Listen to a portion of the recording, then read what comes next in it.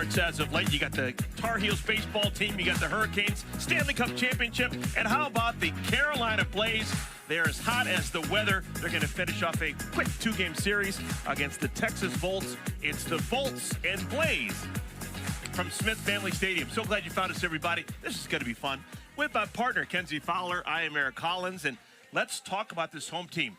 The Carolina Blaze, a year ago, they had the worst record in the AUSL. This year, everything old is new again. They're a fantastic team. They've got the best record in the league. I think they know how important it is to get off to a good start because of what happened last year. And I love that we have turned the page to another season. There's a good mix of veterans and this young rookie talent, but they have swung their way into the first place in this league. Yeah, yesterday, case in point, they swung their way to 4 homers, each one longer than the first. Yeah, you talk about the veteran of Alyssa Brito, who got the party started. She is their emotional leader. She's at shortstop. She brings the power. And then, of course, we turn the page. The rookies, they have arrived fresh off of the Women's College World Series. Reese Atwood, Dakota Kennedy swinging so big. It has been so much fun to watch this influx of rookie talent arrive on the stage. Yeah, so you got the veteran leadership, and then you've got the rookies making an early impact. Got to talk about Carlin Pickens, what she has done so far early in the season, already 2-0. All right, switch gears now and talk about the Texas Volts. They're off to a sluggish start, but they do have star power in the circle today. Rachel Garcia, one of the biggest names in our sport, is going to get the ball. They talk about a resume that is unlike any other. You put this resume up against any pitcher, and this is a Volts team that is hurting a little bit in the pitching staff just because of some depth issues. So you look to a veteran to get going, and I love the fact that Rachel Garcia is going to get a fresh game today. So already out in the field, warming up, Alicia Ocasio making her second start of the season. She's not a fireballer, but she gets by with savvy and spin. Yeah, there's no one that can make the ball dance like Alicia Ocasio, a veteran. We've seen her once so far this season, and she had a really good outing. She'll move the ball around with the rise ball, the off-speed drop, good changeup. First pitch of our game, misses inside. Riley Boone leads things off. This is the lineup card submitted by head coach Ricky Woodard. Boone, Goodwin, Vega. How about Aaliyah Binford? Already a couple homers on the year. Pop up, center field. Easy play for Mackenzie Clark. And a couple pitches into our game, we've got 1 out. Rounding out the lineup for the Volts, we got Jennings, Danica Coffey, Leanne Good, Jordan Rudd-Lee, and Sierra Romero. That 9 batting against Ocasio. Yesterday, Carolina slugged their way to a 9-1 win in a game shortened to 6 innings.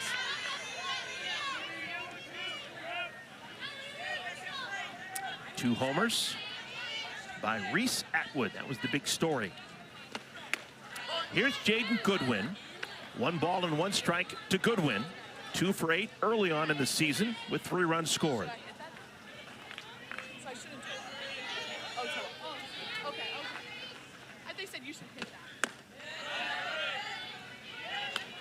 The Volts leading on a couple of rookies early in this lineup. Jaden Goodwin in that 2-hole. Then, of course, Amina Vega is on deck. So 2 rookies at the top of the lineup. And they have been swinging hot bats. I feel like every time Jada Goodwin has put together just quality at bats, and Amina Vega, RBI leader on the team already. 2 balls and 2 strikes. Ocasio pours it past Goodwin, out number 2. It's a great look at this early spin. This is a backdoor curve, and watch this ball just dance on the outside part of the plate. It's going to start away from Jada Goodwin, the lefty, and it cuts back over the heart of the plate. It's so hard to see that ball as deep as she can. Well, we just seen something that we didn't see at all yesterday. Strikeout swinging. A strikeout swinging. We had 8 strikeouts combined in our game yesterday, and all of them were looking. So a little bit more aggressive. Goodwin strikes out. 2 outs, bases clear. Here's Amina Vega. Vega played her college ball on this field. This is a homecoming for her. Played for Marissa Young and those really good Duke Blue Devil teams. She has had a hit in every game so far this season. Versatile player from Duke, and so She'll be comfortable anywhere that you put her on this infield. She's been slotted mostly at third base so far for the Volts early. Ooh, off speed, just catches the outer half. 2 balls and 2 strikes. Ocasio was the starting pitcher in the season opener for Carolina last Tuesday. Haven't pitched since. She has played, though, every day. She's either played right field or she's just been a hitter. She is one of the weapons that has been used to the nth degree by head coach Kara Dill. Offensively, defensively, and pitching, she provides value. Swung on and missed. Back-to-back swinging strikeouts. Good job for Alicia Ocasio. AO is doing A-OK through the first half inning. So we saw the backdoor curve for strikeout number 1. This is the off-speed drop for strikeout number 2. Look at that ball just dance through the zone. This is what Ocasio is so. Half inning, so far so good for Alicia Ocasio. She has a superlative first half inning of pitching, striking out a pair. Let's take a look at the lineup card for Carolina. Leach, Gold, Kennedy. Reese Atwood, we highlight her because she had a couple of homers yesterday. Kayla Kowalik, Devin Netz. Jenna Laird is the left fielder with Brito the shortstop. And how about this, old school, Alicia Ocasio not only going to pitch, she's going to hit for herself in the 9-hole. Number 75, Aubrey Leach. Here is Aubrey Leach. Big day for Aubrey Leach. Tennessee, earlier today, her alma mater just announced that she has been promoted. Big-time promotion on that coaching staff. Yeah, newly minted assistant coach was previously the player development in that role on the staff. I was kind of bummed that the news broke today because we got to talk to her yesterday amid the action, so we could have asked her about it. That's all right. I was down in the field during batting practice. I congratulated her. I think that counts for something. It does. 2 balls, no strikes. Garcia. Garcia, as great as she has been over the years, and we're talking now over a decade of her being in the softball world's brightest spotlight.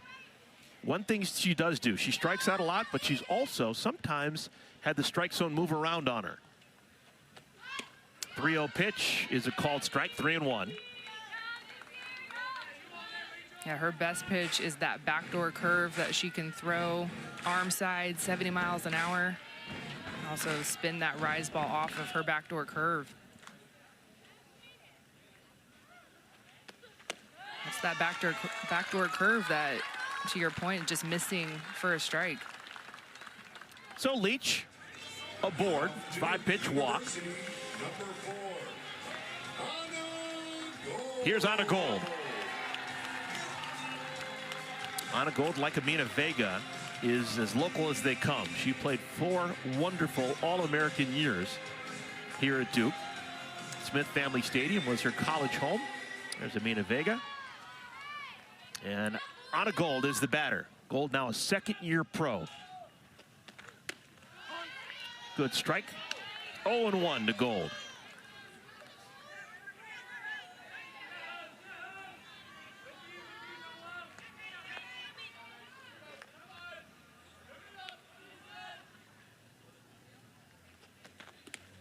Ball gets through the catcher's legs. And Leach is going to try and go to third. Oh, look at that daring do. From first to third on a ball that goes to the backstop, which is only about 10 feet behind home. How about Aubrey Leach? Well, this is what happens when you have a coach on the field. She doesn't need anybody to coach her. She sees the ball in front of her. She knows her own speed. She can push this easily. So a runner on at third with nobody out. Gold takes another strike, 1-2. Now, among pitchers in the AUSL, if you need a strikeout, a lot of people are going to go to Rachel Garcia. She has got strikeout stuff. So if anyone can stop a rally with a runner at third and nobody on, it would be her. And she's having an issue. Oh, I hope that's with some technology, but maybe it's a fingernail.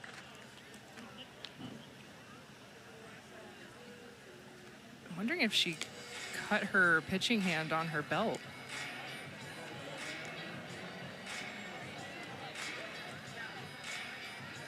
Yeah, it looks like there's some concern about her right thumb.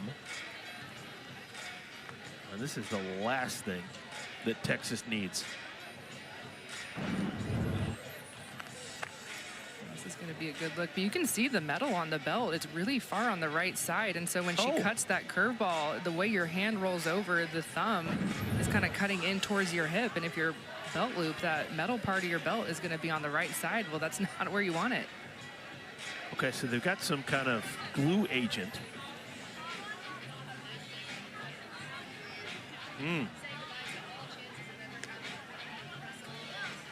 Kenzie, you're a right-handed pitcher. Did that ever happen to you? We didn't wear belts. I'm going to age myself a little bit.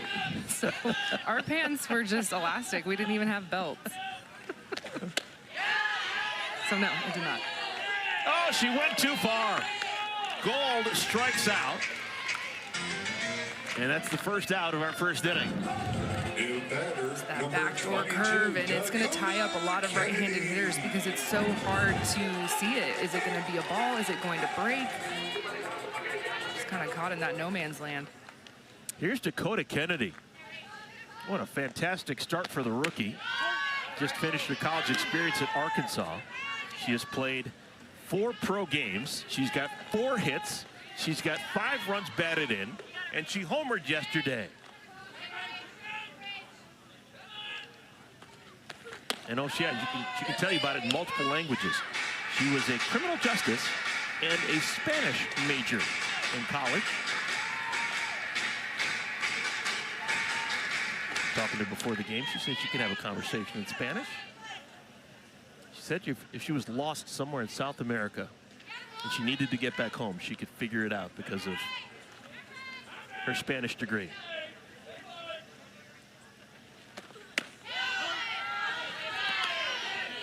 All right, Garcia starting to find that strike zone. Just look at the numbers the rookie has been putting up so far from opening week to now Series 2.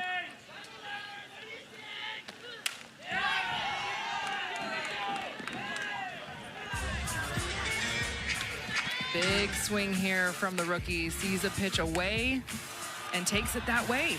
Just sees it so deep. And then, Eric, I feel like you and I have been kind of watching her progress from the very first game of the season where she had a pinch hit opportunity and then a little bit more here and another quality at bat. First run of the game scores. Leach touches home. RBI single, Dakota Kennedy. Did that with 2 strikes on her.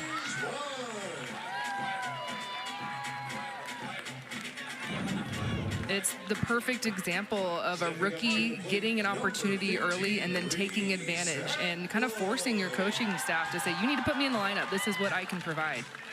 This is what she did yesterday. Team high 6 runs batted in for Kennedy. Atwood right back to the circle. There's an out at second, and the return throw to first not in time. Atwood beats it out. There are now 2 outs. Maybe a slightly better throw to second, and it could have turned 2. It's almost like Garcia threw it too early before Jennings was able to get her feet under her. So a little bit of a throw that gets away. That could have easily been a double play. Kayla Kowalik.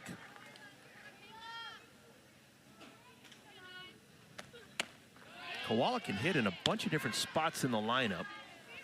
She can lead off, she can handle it, hit 2. She can be your best hitter, hit 3rd. She's got power. Today she's in the 5 hole.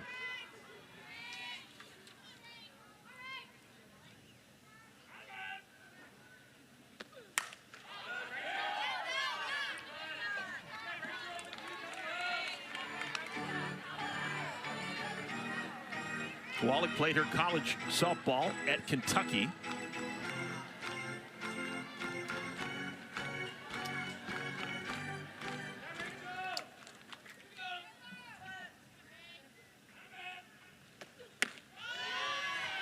A little bit outside.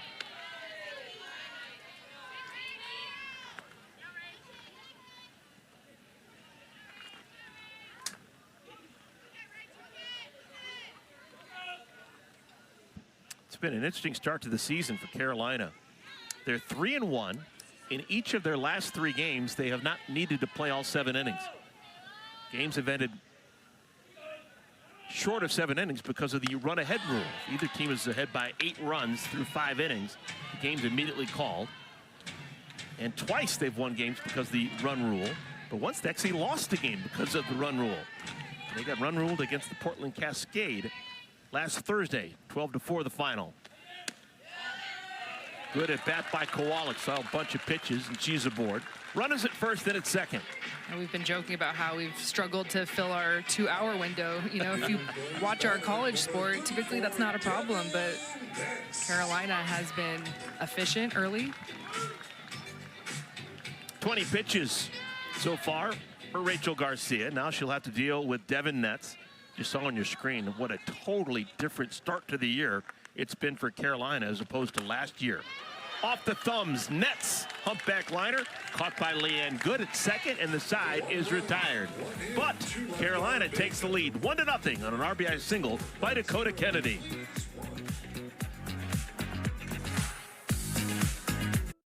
The AUSL is sponsored by Mizuno and by LabCorp. We're in Durham, North Carolina, Smith Family Stadium, top of the second inning. So far, so good for the locals. Carolina Blaze, 1-0 lead. RBI single Dakota Kennedy, scoring Aubrey Leach. Alicia Ocasio staked to a 1-0 lead. Will try and protect it. The master of spin, pace. We will not see 70 miles an hour from her today, but we will see a whole bunch of balls with movement, darting through the strike zone. Long foul ball off the bat of Aaliyah Binford. Binford, like Ocasio, a great two-way player. There's a bunch of them in the league this year. She's hitting number 4 in the lineup, but we will also see her in the circle as a pitcher. We have 4 two-way players in this matchup alone, with Ocasio, Binford, Devin Netz, who's the first baseman for Carolina, and Rachel Garcia, the starting pitcher for the Vols. She can hit if needed. She's been in the lineup a couple of times this week.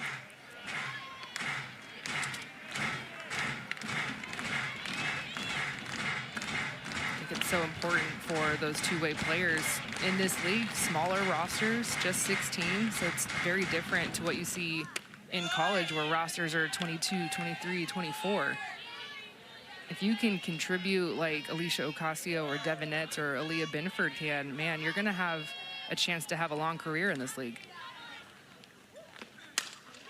Sliced down the right field line, giving chase is Kennedy. It's off the wall. Binford thinking about 3.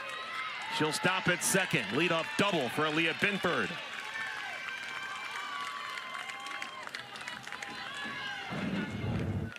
No one hits the ball harder than Aaliyah Binford.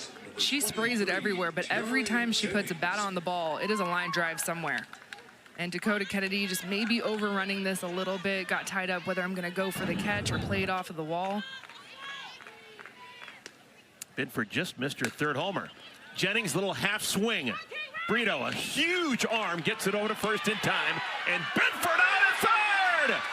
Oh, trying to get over to 3rd with just 1 out, and she's not able to. This may be challenged, but that's an unusual double play.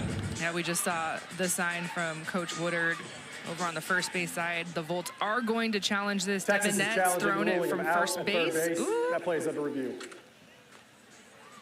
I think they got her. We'll have to really slow it down. So for now, that is a 6-3-5 double play. One of the things we've talked about all season long is the arm strength of this entire infield for Carolina. Brito, Gold, Netz, all can really fire it around the diamond. That's what I'm talking about with Devin Netz, right? This is a player that is constantly in the lineup offensively. We'll see her in the circle and then just showing off the defense over at first base. And this is the angle I'm looking for. Ooh, she's out by an inch. Maybe not even that. I think it's a really good challenge, but I think the call in the field is going to be upheld.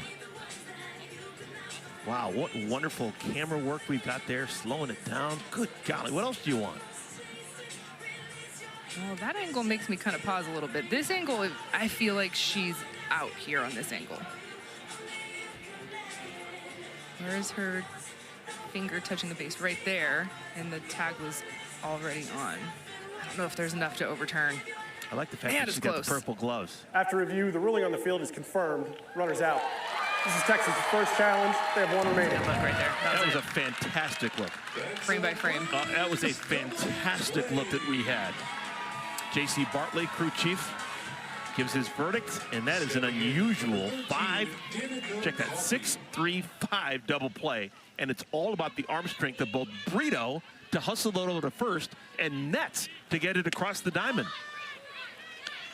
And so huge for Ocasio. Your team just got on the board for the first time early in this game. You give up that leadoff double, but your defense stepping up. Danica Coffey, second-year player from LSU. Coffey 1 for 9 to begin her season. Coffey had a really good rookie year coming right off the college campus, but it's always a different thing. Your second year, you no longer have all those reps as a college player. You just kind of got to figure out a way to get yourself in shape and ready to play. Yeah, that second year is when you really learn how to be a pro and what it takes to be a pro. It's all about what you're doing in the off season. 2-2. Swung on and missed. Ocasio with 3 strikeouts through the first 2 innings. Cooking with gas. 1-0 lead for Carolina.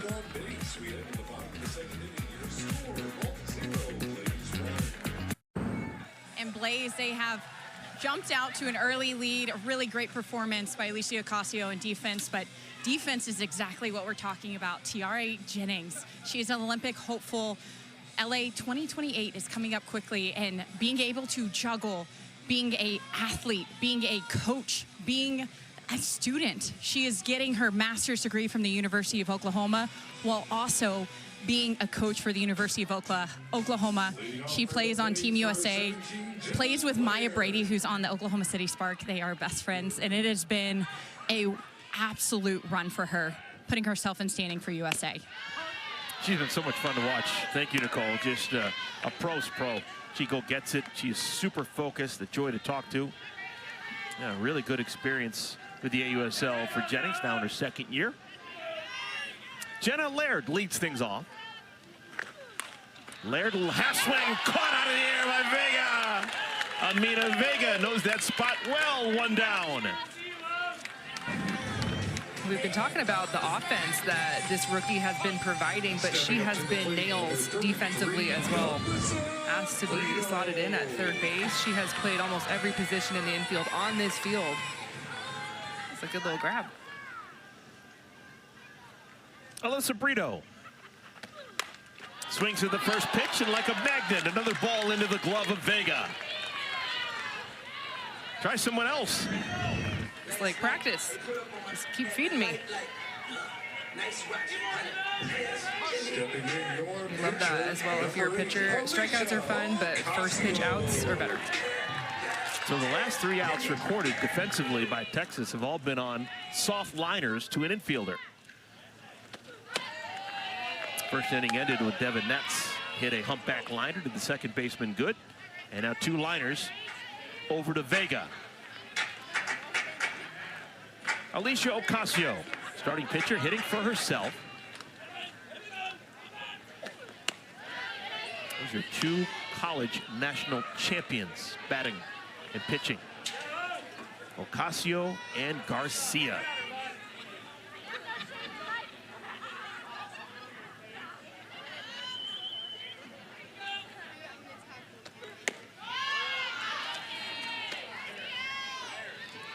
It's also 2 players very familiar with international softball. Ocasio's played for the Puerto Rican national team over the years. Garcia, Team USA.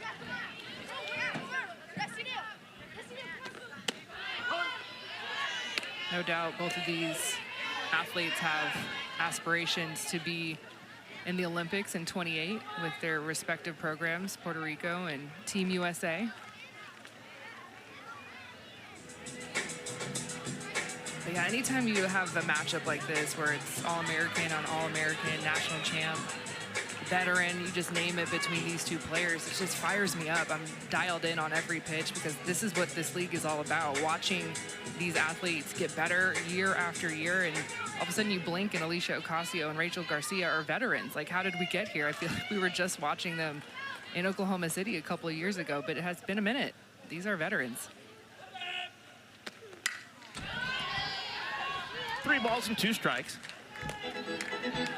Interesting to look at the scorecard and see that Ocasio is the 9th batter of the game for Carolina, and Rachel Garcia does not have a strikeout as of yet.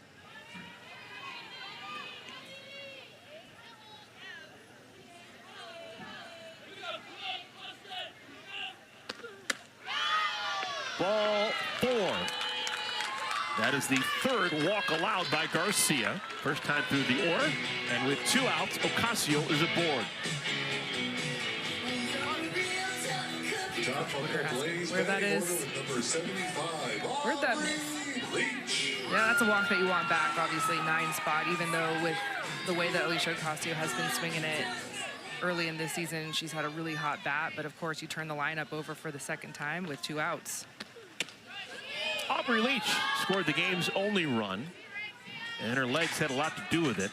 She walked, went to 2nd and 3rd on a single wild pitch, and they came around to score on the single by Dakota Kennedy. Right to the 2nd baseman. Good. Steps on the bag, and the side is retired. One second baseman grounds out to another.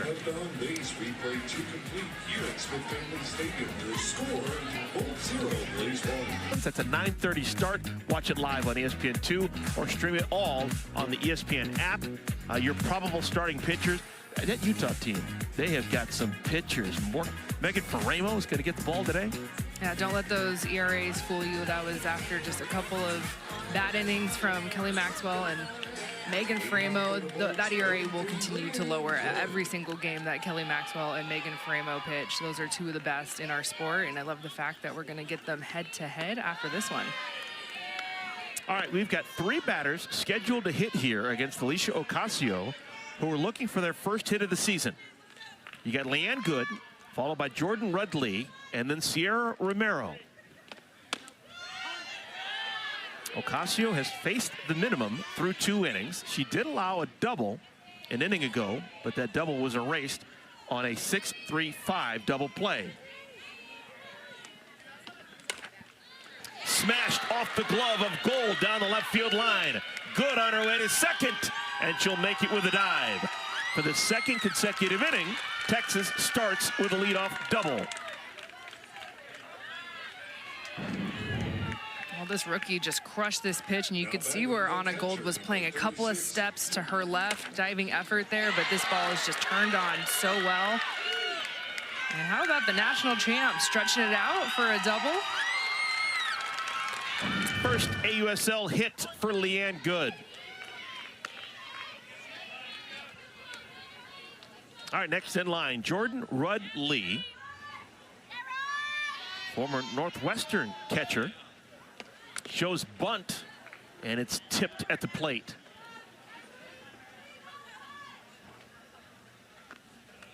Catcher Kayla Kowalik took it. Seen her over the years. She is tougher than walrus gristle. We'll shake that one off. Got her on the inside of the knee. Well, this is the 2nd straight inning that Texas has had a leadoff double. Oh, what a job by Rudd-Lee. That's all they needed right there. It's what they were missing in the last inning, that sacrifice, move somebody over. Good job. Bunt, yeah. That's the hero's welcome. Just on a ground ball out, you do the right thing softball-wise. Well, it's one of those things where everyone's talking about just get it to the right side ground ball, however you need to do it. And you could just see she shortened up and got it done. So an RBI opportunity for one of the best run producers over the last decade, Sierra Romero. 4-time All-American as a Michigan Wolverine. Many consider her to be, and I would, the greatest player in the history of the Big Ten. Still holds the NCAA record for all-time grand slams. Somehow she hit 11 of them in 4 years as a college player. But she's looking for her first hit of 2026. She's 0 for 7. This will do the trick. Deep to left field. It's gone. A homer. High Sierra. 2-1 lead for Texas. How about Sierra Romero? Does she ever meet the moment? She's been doing it forever. Well, she has been waiting for her first hit of this season, and she gets it with a big swing. 2-run shot, goes down to get that pitch that's inside, in on her hands, clears her barrel so well. And yeah, to your point, Eric, she has been one of the most clutch hitters that our game has ever seen. I'm looking at this lineup, and I'm saying Sierra Romero's hitting 9th? Yeah. What's going on in the world? So it shows you the type of athletes we have in this league. If Sierra Romero's hitting, I'm telling you, she won't be hitting 9th next game they play. She's figured it out. First hit of the season for Sierra, and it gives Texas the lead by a score of 2-1. Riley Boone is the batter, and Nicole is standing by with Sierra. Nicole. Sierra, your first hit of the season, 2-run home run to put your team on top. What did that feel like? Long overdue. My swing's been feeling really good, and I've just been really trying to stick to the process with it, because sometimes your swing feels good and things don't go your way. So I'm pretty happy with it. How do you stay within yourself whenever it is feeling really good, but you're not getting the results that you want? Honestly, just focusing on little things, making sure I at least get my swing off so I have an opportunity to get a hit. So just keep swinging, focus on little things, and it'll happen. What's been the mindset between the team here? You have been on the road for 2 series in a row. That is a tough place to be, especially in this crowd. What's this environment like? It's been amazing. I mean, this is a beautiful campus. It's a beautiful field. Fans have been awesome. For us, it's just figuring it out. Like, this is a team that look completely different now than when we did in spring training, and so we're having a lot of different changes, but I think we're adjusting really well. Thank you so much. Great hit. Thank you, Nicole. Love me some Sierra Romero. The way she swings the bat, she says, I just got to get my swing off. That's something she's never had a problem doing. She has taken a full rip every single time she's batted as a college player or as a pro. Well, I love in real time we can see the exhale, right, from the veteran, how good it feels. That ball actually hit the orange part of the bag. The orange part of first base is in foul territory. Obviously, if you hit the white part, that's a fair ball. But the ball hit the orange part. And of course, because we have the greatest complement of cameras in all of softball history, we see everything. The ball did skip off the orange part. Popped up. That'd be a home run in a phone booth. And the out is recorded by Brito. Goodwin is out number 2. Stepping in for the Bolts, number 2-1, Texas on top of Carolina, courtesy of the home run by Sierra Romero. The greatest number 9 power hitter in the history of professional softball. Well, it's one of those things where if you have a veteran of all veterans, which Sierra Romero is, and she's pressing a little bit, trying to find that first hit, it's like, we're just going to drop you down. The hit will come, but take the pressure off. And then you can work your way back up into where we are accustomed to seeing you in the middle of the lineup with your power. Amina Vega, her second look at Ocasio. She struck out to end the top of the first. Solid single to center field. Man, did she swing a good bat. Inning continues. That is now 4 hits allowed by Ocasio here in the 3rd inning. Well, Eric, you and I got to chat with the GM of the Texas Volts yesterday, Kat Osterman, and we talked to her about who is impressing you so far that's new to your team. Yes, you have the veterans. We know what a Sierra Romero is all about. We know what a Tiare Jennings is all about. But who is impressing you as a youngster? And Amina Vega was one of the names that she quickly rattled off. Kat was like, I'm loving what I'm seeing defensively. Offensively, we cannot keep her in the dugout. We have to have her in our lineup. And not only in our lineup, but in the 3 spot. So you have a rookie that is fresh off of her collegiate appearance, and you're not really sure where she's going to fit in. Well, she's fitting very nicely in the middle of this lineup.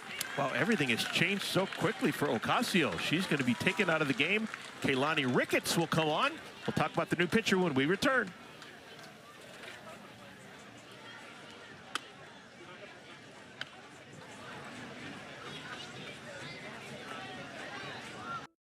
Every every out-of-market game live or on demand using the ESPN app. Blackout and other restrictions apply. For more information, go to ESPN.com/MLBTV.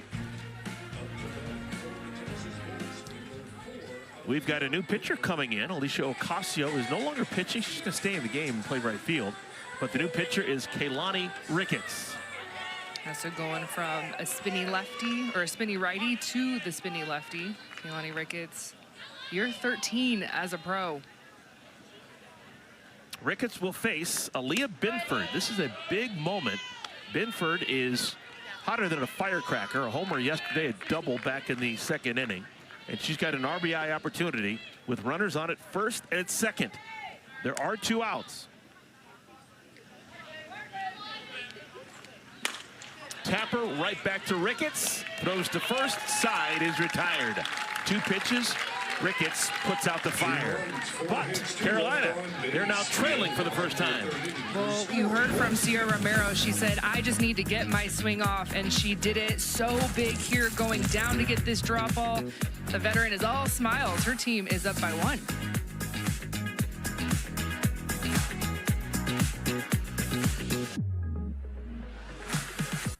University Smith Family Stadium, Durham, North Carolina.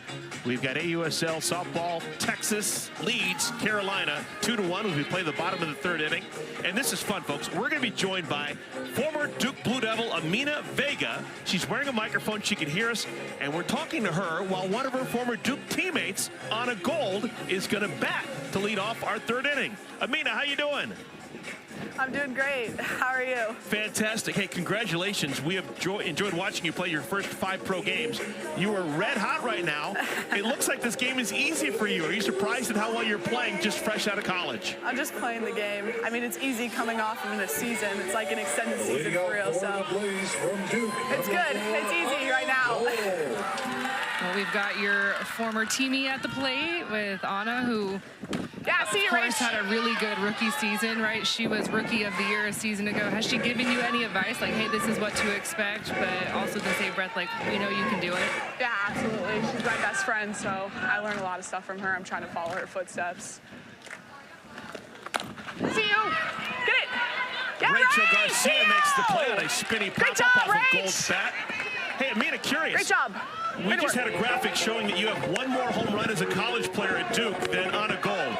What was it like when you passed her on the all-time home run list? Stepping up to the plate. I mean, she told me I wouldn't rather anyone else beating my record than you. So that was super sweet of her. I mean, we're super close. My best friend and my teammate, past teammate, so it's been fun. I noticed that when you bat and when Anna bats, you guys both don't use batting gloves. Is that kind of like the Duke way, or is there any rhyme or reason to that? No, it's just comfortable for me. I've been doing it for a while now, so now I just keep on with it.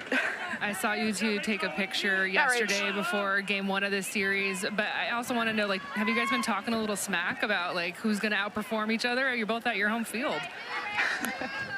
A little bit, come on, nothing?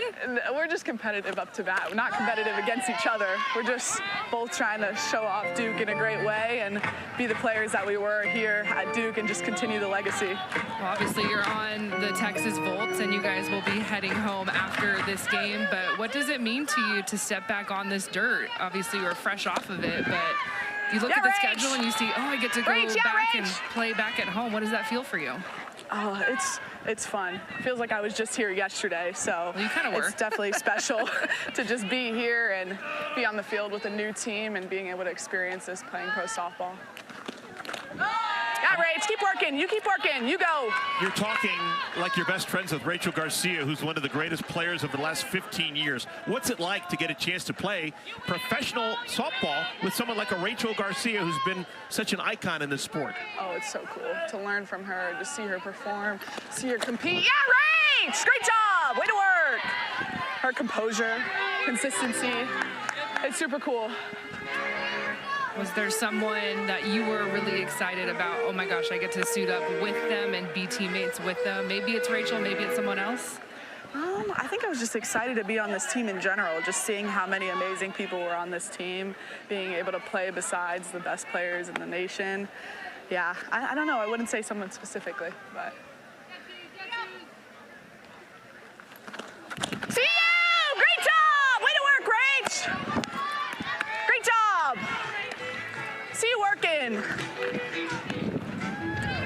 working that backdoor curve. This is vintage Rachel Garcia. It also has a little bit of upspin, and you can see how excited Jordan Rudd-Lee is. We just heard from Amina firing up her teammates with that big strikeout. Amina, we have 2 outs, but I just want to ask quickly, like, what so far has been the biggest difference that you have seen? I know it's only been a week for you as a rookie, but what's been the biggest difference from college to the pro game? Ooh, that one's tricky. Besides the fact that you're wearing a different uniform and a different color. I think the biggest thing probably is the pitch calling. It's different in college, I felt like. I got a lot more changeups than what I'm getting right now, so. Interesting. But yeah, I would say probably pitch calling, just because I don't know if it's that the film is different or what, but I'd probably say pitch calling. Hold it! So what, Rach? So How hot what? is Reese Atwood right now? That is another base hit for her. Hey, Remember, she had the 2 home runs You keep working. yesterday. You got 2. Now batting number 99. Amina, speak to the rookies. This is a big rookie class. There's been a lot of big moments. You are having an incredible start to this season. We saw Reese go yard twice yesterday. Speak to the rookies that you guys are all coming into this league and showing out. Oh yeah, the rookies are killing it. Yeah. It's fun to see. I mean, even our team is pretty rookie-based, a very young team. I mean, yesterday there was a lot of starters that were rookies, so it's super cool to see that as well. Kayla Kowalik into the gap. This could score a run. Atwood rounding third. Here she comes, the throw. She's out. Yeah! Let's go! Great relay! Let's go! See you, Leanne. Great job. Look at this rookie right here. Let's go! Yeah! Let's go! Good job, Amina, Rach. thank you so much. Great job. Love the energy. Why wouldn't you be energized? What a play at the plate. Score remains 2-1 Texas. All right, here we go. Come on, let's go. Welcome back. We think the score is going to be 2-1, but there is an official challenge right here. Carolina hoping to get a run scored with Atwood sliding into home plate, but they're challenging as to whether or not there's obstruction on the catcher, Jordan Rudd-Lee. Now taking a look at this incredible relay from Riley Boone in center field to Leanne After Good. review, the ruling on the field stands. There was no obstruction. The runner's out. This is Carolina's first challenge, and they have 1 remaining. So you see Jordan Rudd-Lee, she has the ball. Once you have the ball, you can sit on home plate for all that matters. And the ball clearly beats Reese Atwood home, and it's just a matter of point of she get the tag in, and she does. Just what a play, what a softball play. Kenzie, there were so many things that happened that were so fundamentally perfect. Yeah. How quickly the ball made it to Leanne Good, how quickly Good was able to transfer and throw an absolute peg to home, and then the catcher, Jordan Rudd-Lee, obviously coached, not only caught the ball, but protected it with her throwing hand when she made the 2-handed tag at home. That was picture-perfect softball. I'm sure that'll be clipped on social, and if you're a young softballer, that's a play that I'm studying. I'm watching tape of, and I love the fact that we were able to have Amina be mic'd up, because you could hear her audibly just the whole time. She had a beat on it. 4-4-4, just letting her teammates feel the urgency, because she's sitting there at third base watching Reese Atwood come all the way right at her from first base. And so she's directing traffic, and so everyone's doing their part. That was so much fun to watch. Well, while we have a moment, let's take a little feature on Sierra Mera, who just had a homer a couple of moments ago. This is presented by LabCorp. Romero, presented by LabCorp, the official consumer health site insights partner of AUSL. So she talked a big game, and she delivered a big game. 2-run home run for Romero. That's the difference in the game. Volts leading the Blaze 2-1.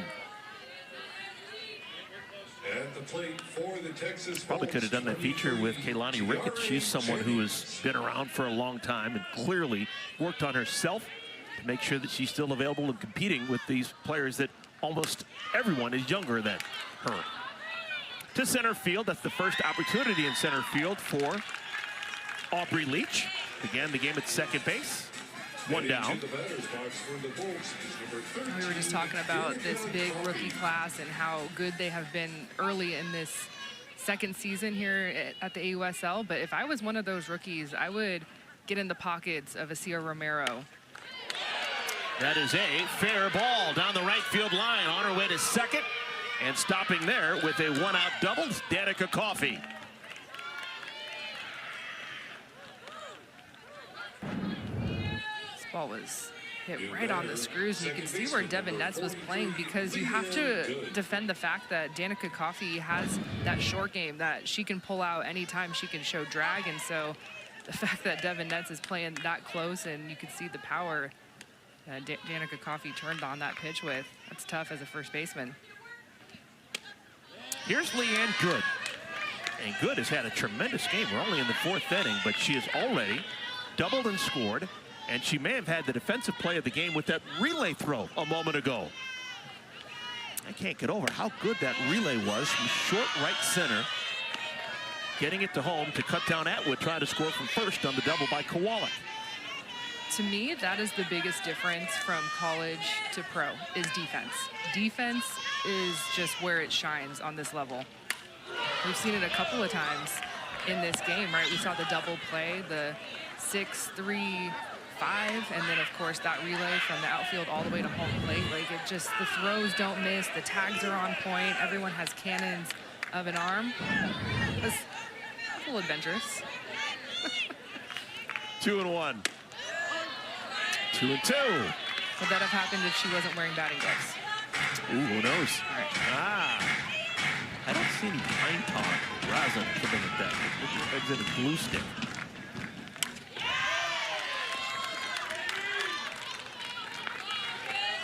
Two balls and two strikes. Ricketts coming on an inning ago in relief of Alicia Ocasio.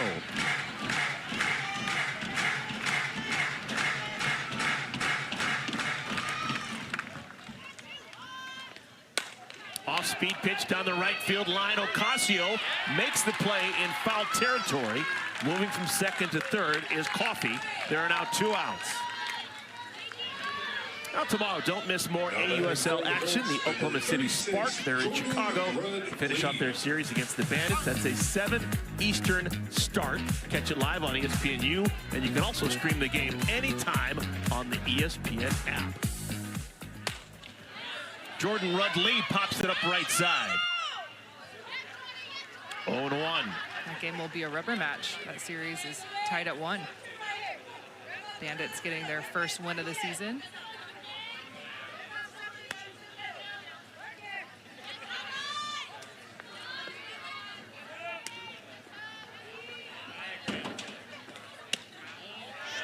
Jordan Rudd-Lee feels comfortable wearing her purple uniform as a Texas Bolt. Wore purple for 4 years as a standout catcher at Northwestern. Suburban Chicago. That is another single. That one could have off of Netz's glove as well. It's an RBI single for Rudd-Lee, her first hit of the season, and it makes it a 3-1 lead for the Volts.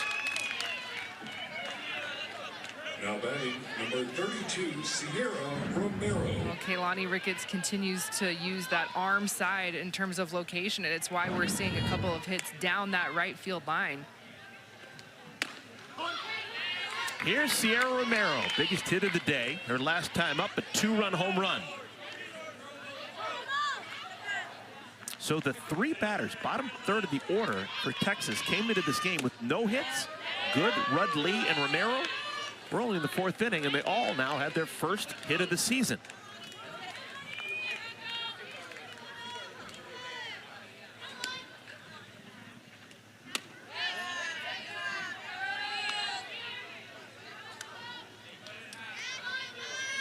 A lot of history between Ricketts and Romero. They played with each other and against each other over the last 15+ years.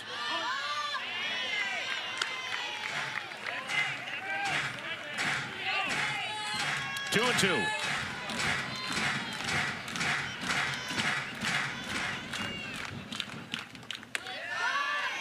Three and 2. Volts, first couple innings, not much. But as of late, yes. 3-2 off the pitcher's glove. Plenty of time for Ricketts to recover, and the side is retired. But another run tacked on for Texas. They now lead 3-1.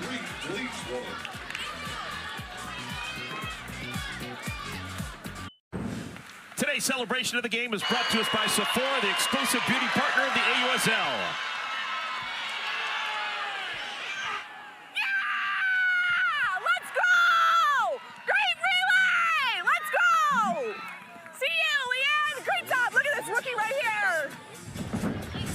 That was a worthy celebration. Amina Vega celebrating Leanne Goods' relay throw, and that was worth the celebration. We will not see a better relay throw all season long. No, and just the fact that we had Amina mic'd up for that moment. She's driving traffic, and she's giving some love to her fellow rookie. Like, look at this rookie right here. Like, that was just, I don't know, softball magic right there.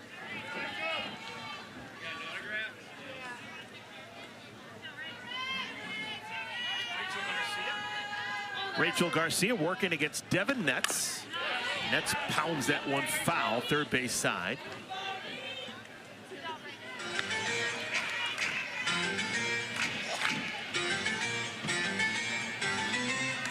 A new first baseman in the game. Jackie Liss has put on her first baseman's glove. She's at first right now.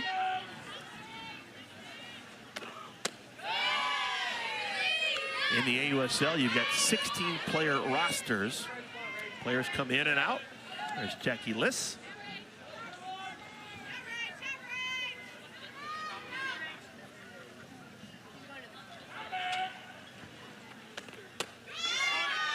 Kenzie, talk to me about Garcia's day. What have you seen from her? Jackie Liss. Yeah, a little bit of a maybe shaky start. The first inning had 2 walks. Of course, gave up that 1 run, but has danced around a couple of good at-bats from Carolina. Has come up with some weak contact when she's needed it. Kind of like that, where she's working that backdoor curve, and she loves to go in tight on the hands of right-handed hitters and throw that backdoor 70 miles an hour, and it's just such a tough pitch to hit because you have to decide, is it a ball or is it going to continue moving through the zone, be a strike? Do I swing early? Do I need to get off at the plate, let my barrel work?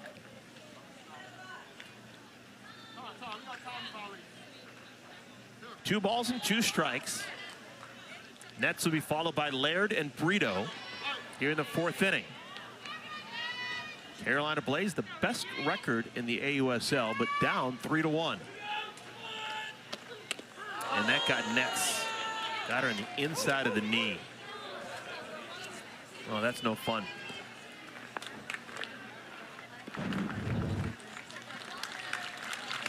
What happens when the backdoor curve gets away from the righty and Garcia, and of course Nets, that ball's just going to find you. Now batting for the that does not Carolina Blaze is number 17, Jenna Laird. So Nets is aboard leading off our 4th inning.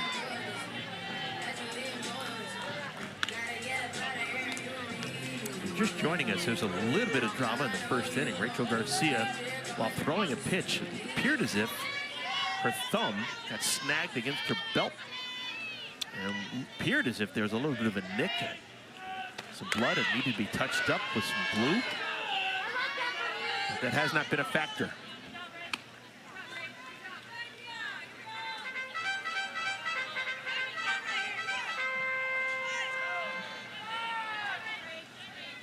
Kenzie, were the things that you would do to continue to pitch if you had a little cut or nick, or you can't put a Band-Aid on, can you? No, just put me some glue on it. Call it good. Glue, huh? Yeah.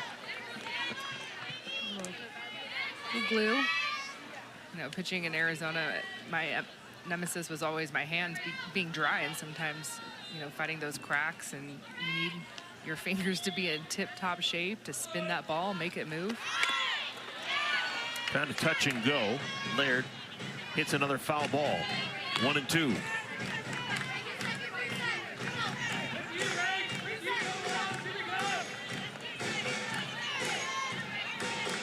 Needs to find a productive out right here. Put the ball in play, ideally to the right side if she can.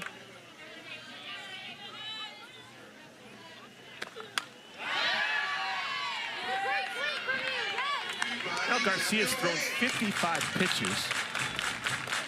In years past, we've seen Garcia, one of the most durable pitchers in the pro game. 55 for her through 4 innings is like a nothing. That's like a walk in the park.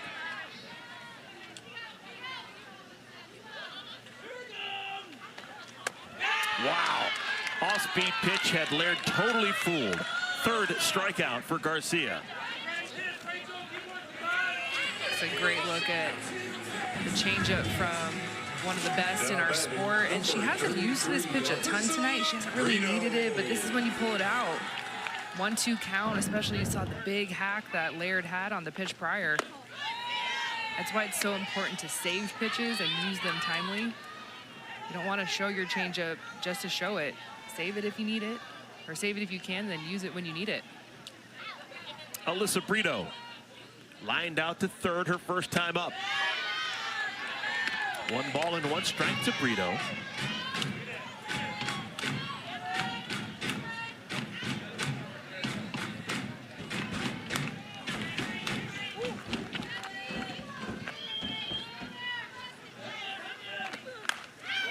High drive center field. Boone makes the play. 2 down. So Nets still on at first base. Led off the inning by getting hit. But the strikeout of Laird and Brito flying out. And now Garcia is 1 batter away from getting out of this. And look at this. Carlin Pickens is getting loose. We saw her pitch a complete game win yesterday on this field.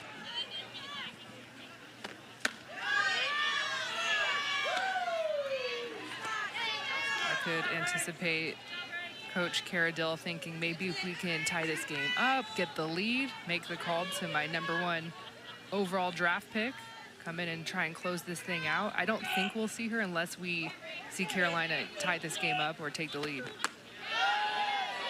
Alicia Ocasio takes up an in 2-0. She walked back in the 2nd inning. Starting pitcher today for Carolina.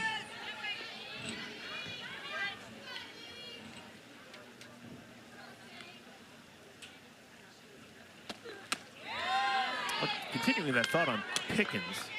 Pickens has pitched every other game so far. She pitched the 2nd game of the year. She pitched the 4th game of the year. There is an off day tomorrow, travel day. They're going to get to Chicago, and they'll play against the Bandits on Wednesday.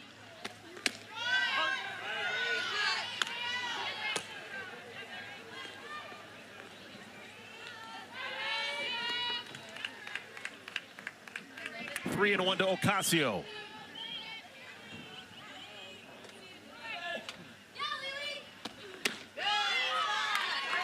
And another 5-pitch walk to Ocasio. She's aboard for the 2nd time. Runners on at first and at second.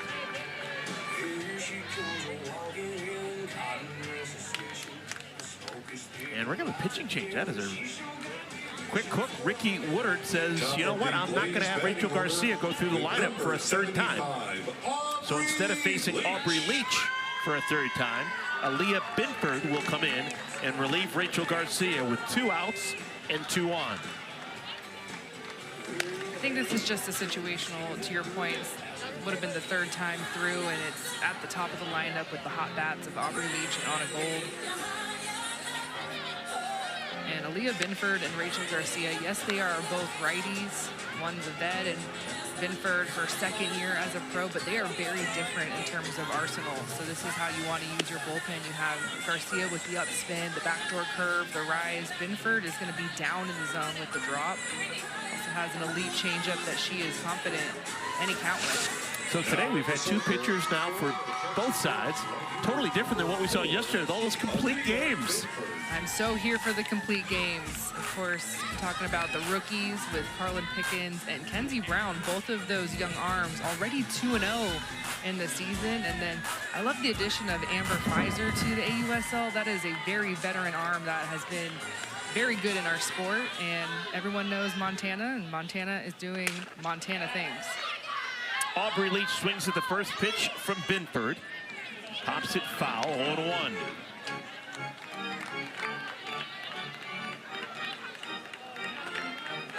Most important at bat of the game thus far for the Carolina Blaze. 2 on, currently down by 2. And Binford floats up a changeup. That was a thing of beauty. She'll throw it back to back. She is very confident. It's probably her best pitch. Those are the 2 pitches that she'll kind of work back and forth with. The drop ball sets up the changeup leads the drop ball. You're gonna zone down anytime you're a hitter facing Aaliyah Binford. I'm looking hard down. It's just what speed I'm chasing. Well, if Binford wants to get Leach out, she's gonna have to force her into an atom ball or weak contact, because Leach does not strike out. This is her 5th game of the season. She now has officially 15 at-bats. She's never struck out in 2026. Look at that eye.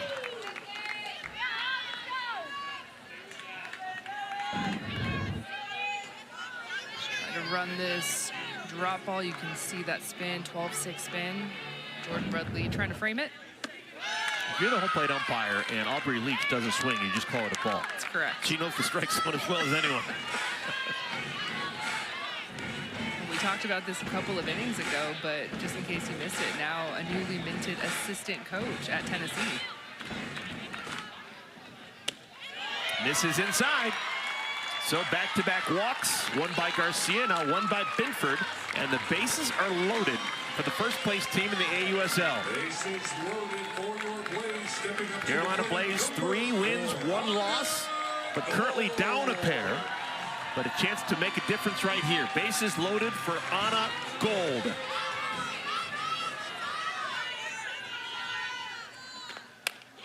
Pops up the first pitch.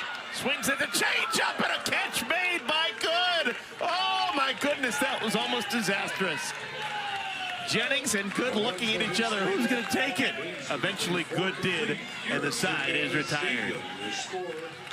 Well, it doesn't matter who catches it, as long as somebody gets this out. A little bit of a communication issue, but it's okay. You can laugh about it now because they got that big out with the bases loaded.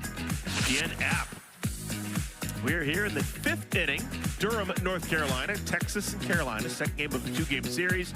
And the Bolts trying to win after losing yesterday. They lead by a score of 3-1. Sierra Romero, a 2-run home run, the biggest blow for the Bolts. What a play. Oh my goodness, it was a fantastic job by Good to cover second, but not in time to get the speedy Riley Boone. I thought they had her at first. Number 12, Jaden Goodwin. The speed at which the game is played at this level, you just cannot beat it. Ooh, what do we think? I think that the Blaze defensively did everything they possibly could and did it perfectly, and it still wasn't enough to get the speedy Boone. Yeah, she was safe. Gold couldn't have done it any better. Good couldn't have been over there any quicker and stretched any further. But it's going to be an infield single for Boone, who's now 2 for 3. And this one's not done. The Volts would love to pad their lead. 3-1 as we play the 5th inning.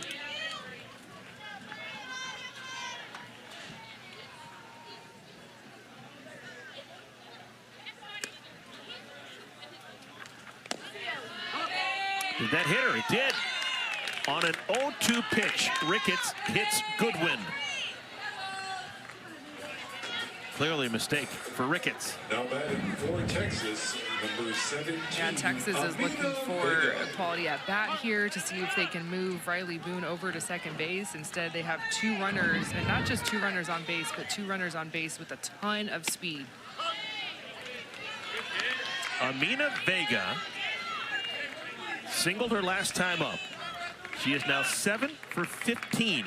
It's a batting average of .467 in her first 5 professional games.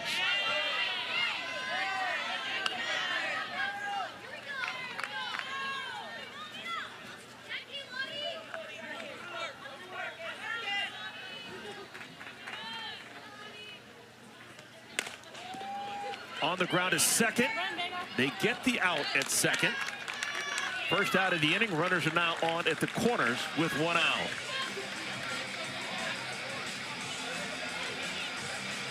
Stepping in, number 4, Aaliyah Binford. So runners on at first and at third. One out. Here's Aaliyah Binford. 1 for 2 for Binford. Shows bunt and takes outside. Hey, we're going to check in. Nicole is standing by with Leanne Good, one of the defensive stars so far today for the Volts. And defensively, that play, that throw to home, that changed the game. Defensively, you guys have stepped up big. What have you been thinking? Yeah, it's been awesome. I mean, this group of girls, and I mean, Boone's been talking to me out there, and don't tell her, but it's been a dream to do a relay with her, so love doing that with her. Yeah, so many times that you guys have been in pressure situations already this year, and you guys have been tough as nails against a very good Blaze team. What is the communication adjustments that you have been talking about? Yeah, I think just coming together more and saying that we got each other and that we got each other's back and just sticking together and not making it bigger than what it is. A little bit of an oopsie going on that last one. It was between you and Jennings, and you weren't quite sure what was going on. You saw some smiles after that. Yeah, we both said ball at the same time, and then eventually she was like, just go, and I was like, okay. So I think we just talked about different communication pieces. Yeah, well, thank you. Thank you. Excellent stuff. Ball and 2 strikes to Binford. Yeah, these all the players in the AUSL had a combined spring training down in Vero Beach, Florida, trying to get ready for the season. Right back to Ricketts. Her play is at first. Binford is retired. 2 outs. Good job by Ricketts to field her position. That's some clinic PFP right there. Get that ball quickly to you. First thing is to take a look at your third base runner, a little pump fake, make sure they stay put, and then turn around and fire a dart over to first base. Tiare Jennings, the batter. Runners on at second and third now for Jennings. She hit into a double play back in the second inning and flew out to center field. This is her second at bat against Ricketts.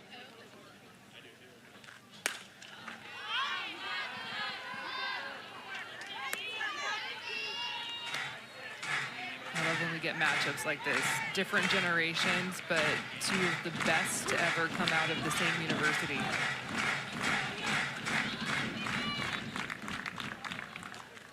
Couple of Sooners going at it. I mean, Tiare Jennings is a 4-time first-team All-American. I don't know if we talk about that fact enough. And, of course, Keilani Ricketts, Player of the Year, national champion. These 2 are very familiar, even though they did not play at the same time.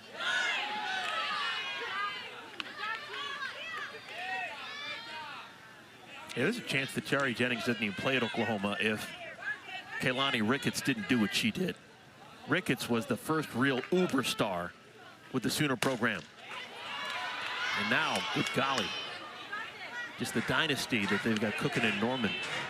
But that wasn't the case when Ricketts began her experience as a college player.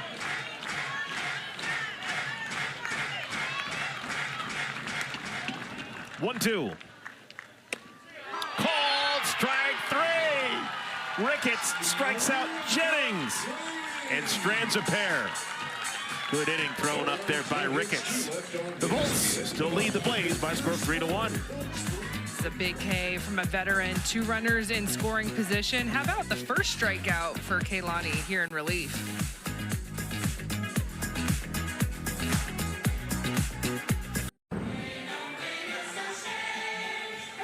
Party atmosphere, Smith Family Stadium, Durham, North Carolina. This is the 5th and final game of this season opening homestand for the Carolina Blaze. And it's been a party. With Kenzie Fowler, Nicole Mendez, I'm Eric Collins. With the win tonight, Carolina would go to 4-1 through 5 games. Well, that's hardly a sure thing. They're currently down 3-1 as we play the bottom of the 5th inning. What a rope off the bat of Dakota Kennedy. Hit it so hard she's going to have a single. That ball caroms out the left field wall like a thunderbolt. And she has to stop at first with the longest single of her season. We continue to see Dakota Kennedy spray the ball all over the field, whether she's turning on it down the right field line or seeing a pitch deep and going away with it. I'm loving the celebrations from this rookie. And we were talking about the preseason training that these teams had down in Vero Beach. And you think about a Dakota Kennedy or a Reese Atwood, they were playing in Oklahoma City, so they missed that preseason training time to gel with your team. Off the glove of the second baseman, good. That would have been a surefire double play. If she would have been able to catch that on a fly, Kennedy was too far off of first. That would have been a double play. Another scorcher from a rookie.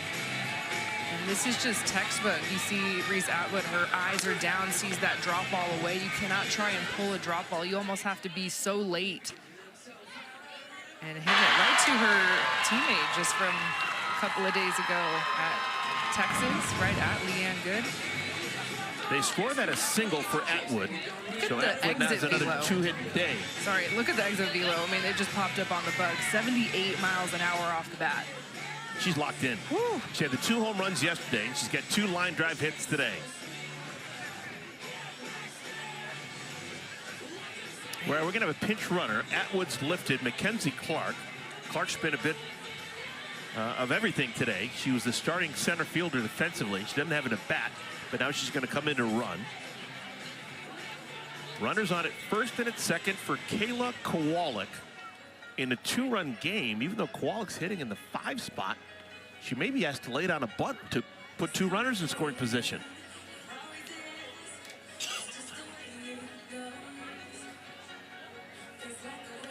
Kara Dill having a word in the first base line.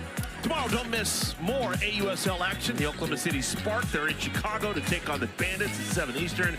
You can catch it live on ESPNU. You can also stream the game anytime on the ESPN app.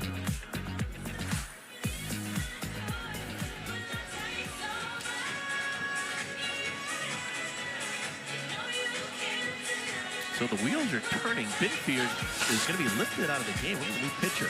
Well, let's talk about what it's like to be here in North Carolina over the last couple of days. Yesterday in Durham, the Carolina Blaze, they took down the Texas Volts. 6-inning game shortened because they won by 8. The baseball team at North Carolina, the Tar Heels, won an impressive game in the Men's College World Series. And how about the Stanley Cup winner, the Carolina Hurricanes, just down the road over in Raleigh? They win their 2nd Stanley Cup in team history. Can I join and be a Carolinian? I've been here a week. I've basically Yes, moved you into have. my hotel, right? Do I count? Can I be a fan of all these teams with all the winning? I'm just going to be a bandwagoner. It has been fun to be here during this week because anytime I go out to eat, there's TVs on and people are really excited about hockey or baseball. Of course, I've seen a lot of Blaze merch walking around downtown. And that has been really fun for me to see because it stands out. You turn the corner and you see a pink hat. I'm like, is that a Blaze merch hat? It sure is. Love to see it. So we're going to have a new pitcher. It's going to be the 3rd pitcher of the game for the Texas Volts. It's going to be yesterday's starter, Jessica Mullins. 44, Jessica Mullins. And At the plate, 99 the Volts are hoping she can do what she did yesterday.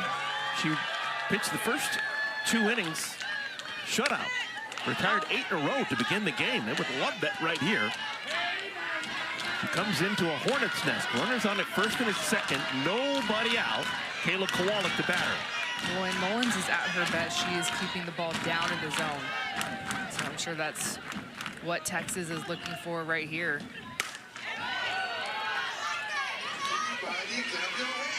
0-2 on Kowalik. Mullins would love a strikeout. If she could get a strikeout, what's the strikeout pitch that Mullins has? Change-up, drop. Looked like a screwball there. But remember, we saw that changeup pulled out a couple of times in pitchers' counts, in those strikeout counts. There it is. Off speed, popped up, foul territory. Vegas got it. First out of the inning. Soft contact induced by Mullins.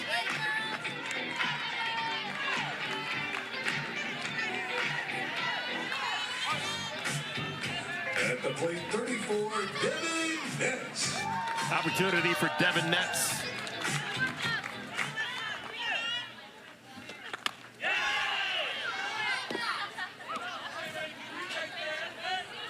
Netz yesterday, 2 looks at Mullins. Bounced to short and bounced to third.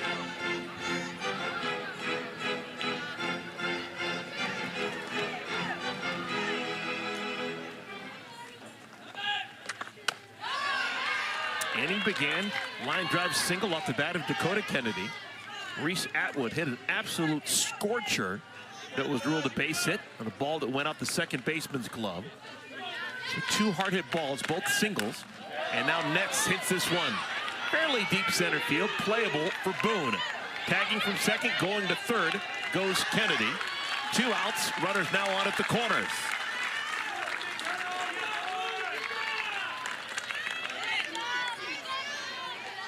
Big difference. Yesterday, runners in scoring position, perfection for the Blaze. Today, just 1 for 6. We're going to have a pinch hitter scheduled to bat here, Jenna Laird, but she's going to be lifted. Laird is 0 for 2. So Kara Dill will ask Valerie Cagle to come on. Cagle, the former all-everything performer at Clemson. This is a former National Player of the Year. 72, Valerie Val Cagle. Everyone knows her for being a two-way star. As a professional, as of late, she has kind of turned into a hitter. Like, I'm going to make a living by swinging a stick, and this is a big moment. She's had some great at-bats early in the season already.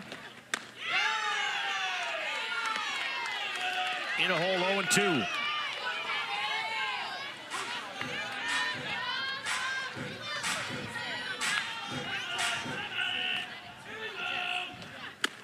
On 3 pitches, Mullins strikes out Cagle. What a performance by Mullins out of the pen. 2 left on base. We played 5 complete here at Smith Family Stadium. How about Jess Mullins coming in and just slamming the door, getting 3 quick outs, going upstairs, and the emotion from the Texas State All-American. You love to see it. This is what Texas has been needing in the circle.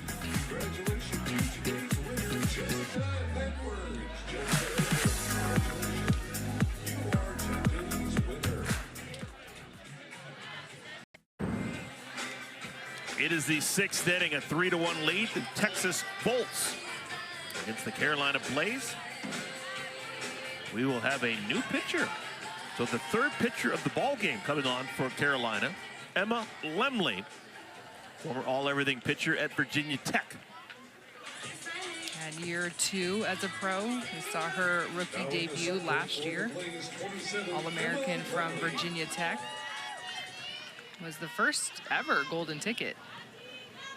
Of course, we all know about the golden tickets now, but she was the very first one. And got everyone's attention. What is this? What is a golden ticket? What does that mean? It means that you have the chance to be drafted and you will find yourself on a team in the AUSL. Danica Coffey is the batter. Coffey doubled and scored her last time. This is life in the AUSL. It's her 3rd at bat against 3 different pitchers.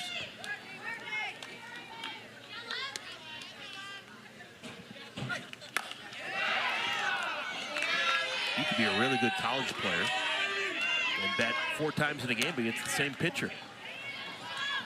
Not in the AUSL. Talent just keeps coming at you in waves.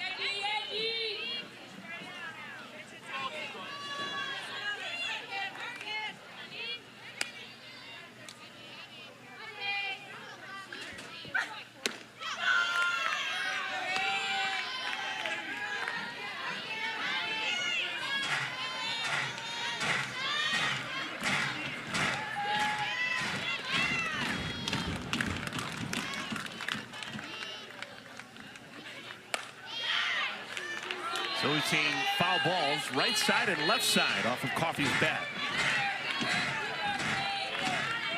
It's frustrating as a pitcher. Where's your hole in your swing? Try to find it. Be off speed here.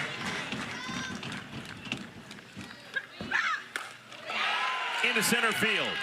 Went hard, 68 miles an hour. And it's a single for Coffey. Her best offensive day so far this season.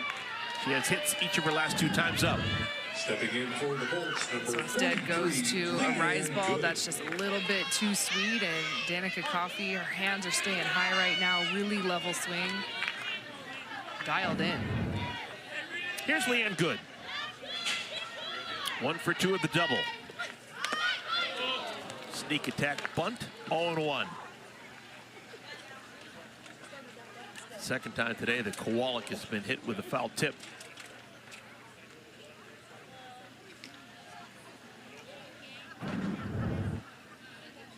This is why I was never a catcher. Just never interest me, not one bit.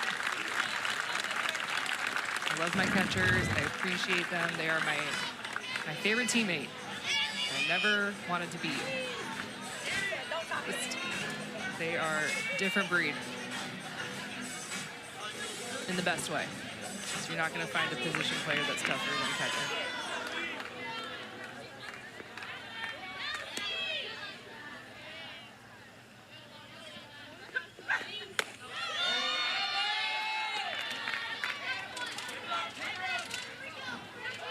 Carolina scored the game's first run. That was back in the first inning. RBI base hit by Dakota Kennedy. That's the only run they have.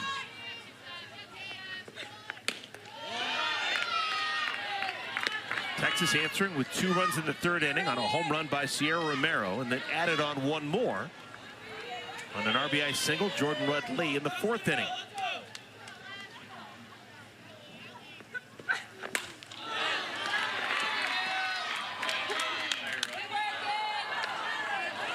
You watch a lot of the AUSL, the thing you'll notice is there's a lot of foul balls because it's just so hard for even the best pitchers in the world to sneak something past these professional hitters.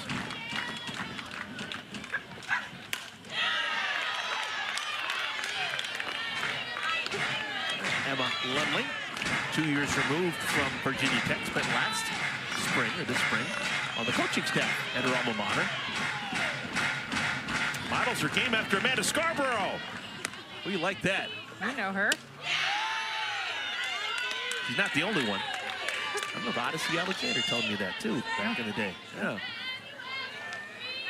Must feel really cool to be the person that people are emulating. We'll ask Amanda about it. Hard on the ground, and again, the bat continues. Man, he ain't good. He's showing me something.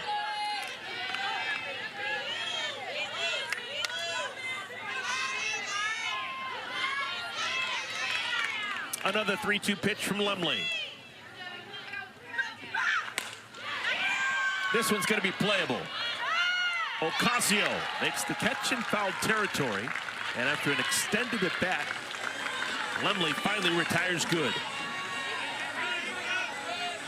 Stepping up to the plate for Texas, number 36, Jordan Rudd-Lee. Here's the catcher, Jordan Rudd-Lee. RBI single her last time up. That was against Ricketts.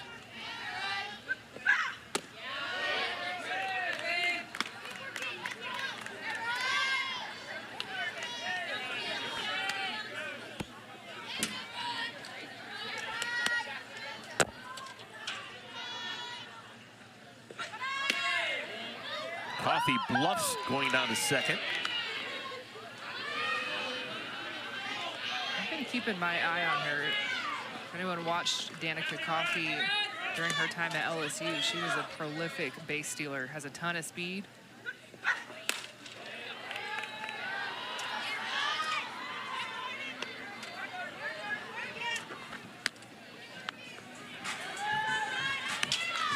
She's been chatting it up with Devin Netz over there with all these foul balls going on.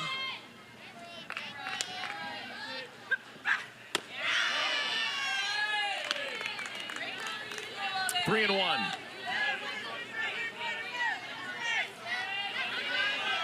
Well, Lumley does not want to walk Rudd-Lee. Sierra Romero's in the on-deck circle. But she has walked Rudd-Lee on 5 pitches. Runners on at first and at second for Sierra Romero. Feels like a while ago when this big swing happened. This was in the third inning. 2-run shot. Sierra Romero, the veteran, one of the goats of our sport, getting her first hit this season. Said she's been pushing a little bit, but just got to stay right between the ears and get your swing off, and you'll find that big hit. And she found it. We're going to have a runner on at first. Jayla Lassiter comes on. Lassiter, 22-year-old, played at both Ole Miss and LSU. She is a rookie, was a center fielder in yesterday's game. She'll come on and run for Rudd Lee. So Lassiter at first, trailing Coffey at second.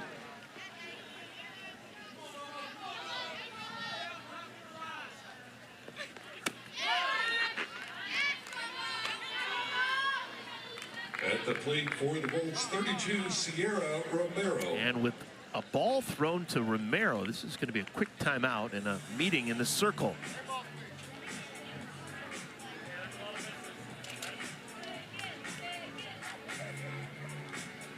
Tyler Holton, who's been the pitching coach for Carolina this season, coming out to chat with Emma and Kayla, make sure everyone's got a plan. This is a big moment.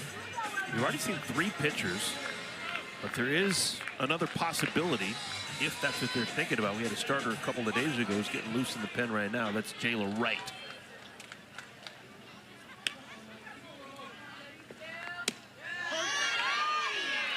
One ball and 1 strike to Romero.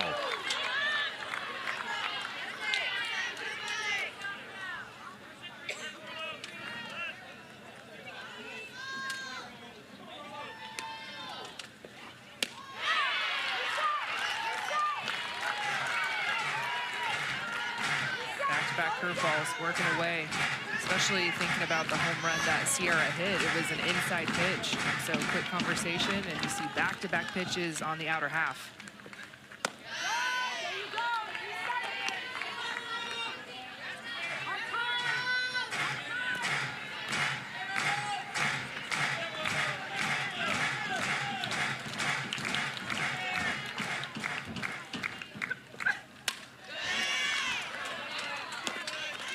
We're going to see anything inside, and I would be okay with that. Prove to me that you can hit a home run to the right side of the field, just because we've already seen that home run to the left side of the field. Obviously, it was off of a different pitcher, but still, you saw the tape happen in lifetime. High fly center field. Catch is made by Leach. 2 down. That's a big out.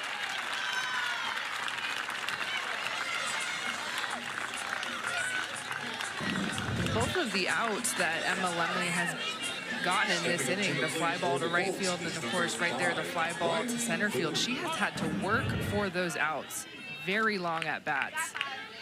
And that is tough as a pitcher, right? You cannot miss your spot when you're seeing the hitter that you're facing foul it off time and time again. Riley Boone went too far. She's down in the count 0-1. Boone came into this game with 3 hits in her first 4 games. She's got 2 hits in her last 3 innings. A couple of singles.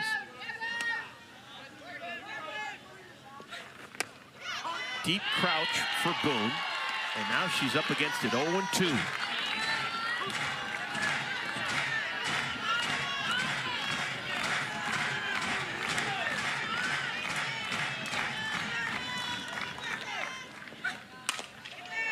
To the third baseman, Gold. Over to first, and the side is retired. So Lemley got into a bit of trouble and then gets herself out of it and smiles on her way back to the dugout. A little poke here from Riley Boone, and Anna Gold's got it with ease, but Emma Lemley. The AUSL is sponsored by Mizuno and by Lapcore. This would be a really good win for Texas. Came into this one 1-3. They have not played a home game yet. This would be a great way to end this opening road trip. But they've still got some work to do. They lead 3-1. We're in the bottom of the 6th inning. Jessica Mullins, who came on and put out the fire. She had runners on at first and at second with nobody out. Only needed 10 pitches to get out of the most recent inning.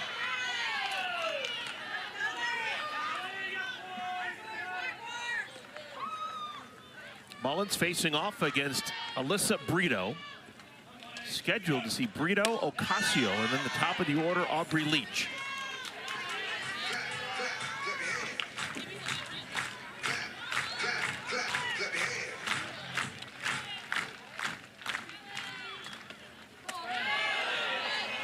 Carolina has had their chances in this game. It's a close pitcher's duel, score 3-1, but 8 left on base. Left the bases loaded in the 4th, and then to your point, talking about how Mullins came in with 2 on, shut the door, 3 straight outs. Mullins and Brito faced off yesterday, and Brito won the battle. She homered against Mullins.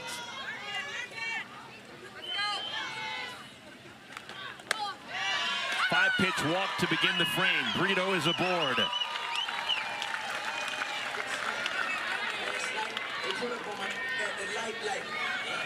So Mullins trying to protect the 2-run lead, walks the leadoff batter here in the 6th inning. Well, the last 2 innings, Carolina has had that leadoff runner on. So 3 straight now with the leadoff runner on, but they have not been able to find that score. That 1 run came back in the very 1st inning. Ocasio has not needed a bat in the batter's box today. Pair of walks. 1 ball and 1 strike to Alicia.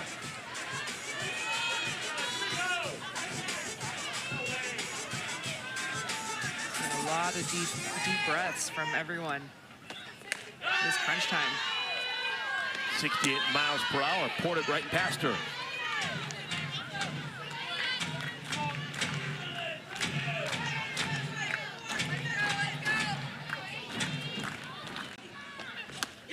Wow, good job by Mullins. On 4 pitches, she strikes out Ocasio. Sneaky with this up pitch. This is a little rise ball. It's got some arm side run to it, so it's going up, it's going out. And we were talking about how dominant, when Jessica Mullins is at her best, she is painting the corners side to side, but working down by the knees. To second for 1. Ball's bobbled briefly at second, and they can't turn the double play. There are now 2 outs. Replacing Brito at first is Leach.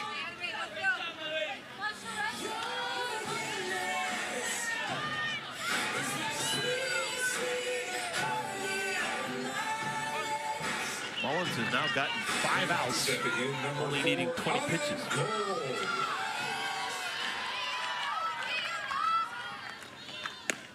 Here is Gold, frustrated. Gold has had just a fantastic beginning part to her season, but she's 0 for 3 today. That can become a memory real quick with 1 swing of the bat. Runner on at first, 2 outs. Mullins trying to protect the 2-run lead. Gold's down in the count 0-2.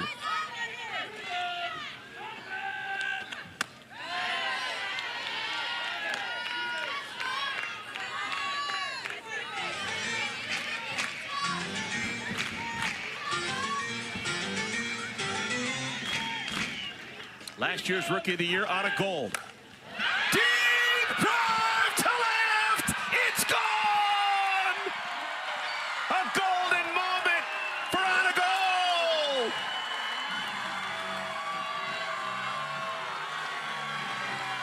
Some things you guess at, other things you just know.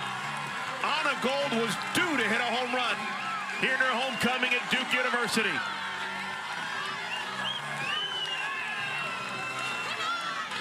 .251 feet. Last year's Rookie of the Year just sits on this changeup, and yeah, she's feeling it, as she should. Rookie no more. What a swing. She was so frustrated after going 0 for 3 and missing out with multiple opportunities with runners on. In probably her last opportunity of the game, she comes through for her team and ties this game at 3.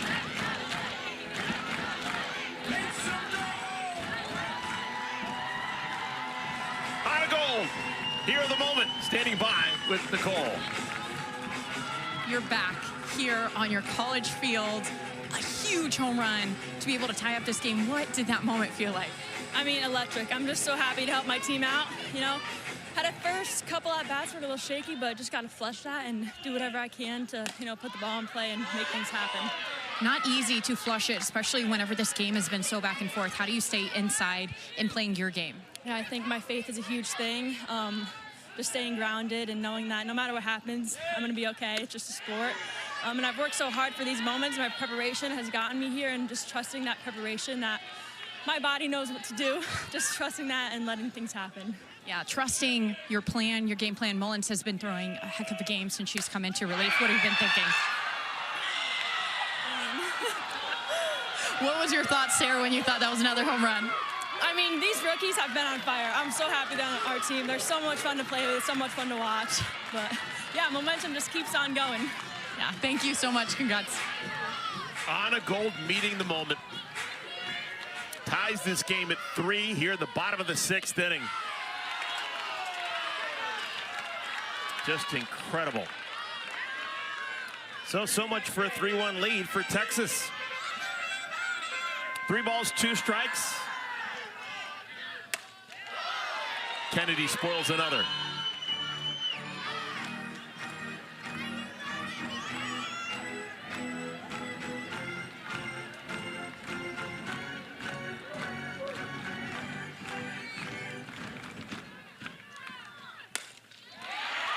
Solid single. Wow, is she just a professional hitter. 3rd hit of the game, Dakota Kennedy. You still think she's back in Fayetteville. This is easy for her. Should not be that easy. She is an absolute machine right now. And she's crossing herself up a little bit. You can see where her foot was, but her hands are so clear. Just tight to her body, letting that barrel work. Now, this could possibly be a save situation for Carlin Pickens. She's been up and down in that bullpen. There's a chance that Carolina can take the lead here, as Reese Atwood is the scheduled batter. Atwood with 2 homers yesterday. She's got 2 hits today. She is as locked in as any hitter in the AUSL here in the first week of the season. This Blaze dugout, they are up and the energy is high. You could see and feel that big swing from Reese Atwood.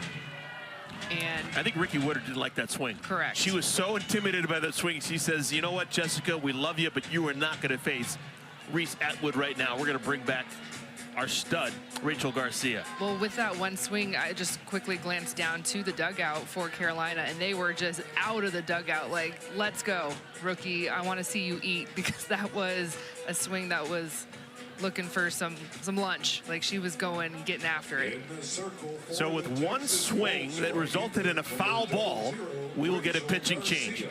Ricky Woodard is going to go back to her starter. Rachel Garcia comes back in.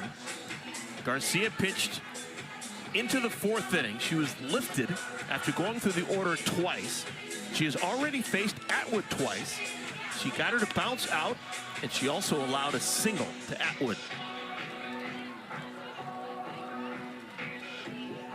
Kenzie, how is it for a pitcher like Garcia, who's been around for a long time, to start a game, leave for a couple innings, and then come back in? You know, it's tough a little bit, but you're constantly communicating with your coaches, with your teammates, knowing the situation. So maybe if you're a rookie, you may be a little deer in headlights, but not for a veteran. A veteran that is watching this game happen, and she's understanding where she needs to be. And I like the move. I would do the exact same thing. So 0-1. You got a runner on at first base, Dakota Kennedy. You've got Reese Atwood, who homered twice yesterday.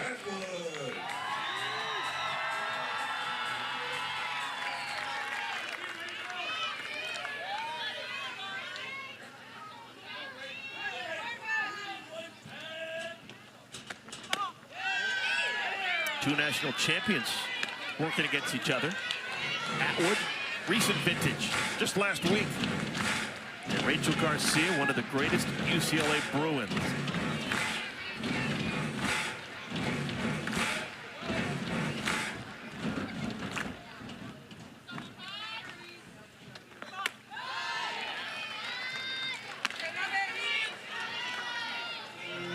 Now Garcia does not want to pitch around Atwood because you got dangerous Kayla Kowalik next.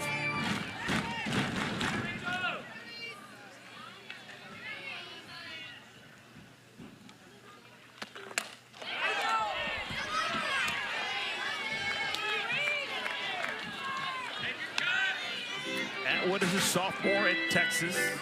Softball America Player of the Year. And then things got even better.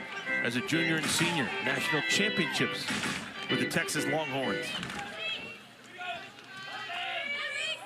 2-2.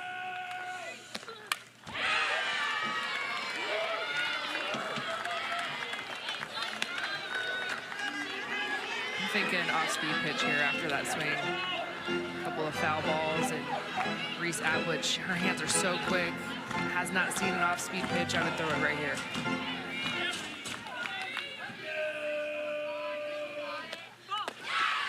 Misses down in the dirt with the off-speed pitch. And now it's 3-2. 3 balls, 2 strikes. The runner on at first base will be off with the pitch.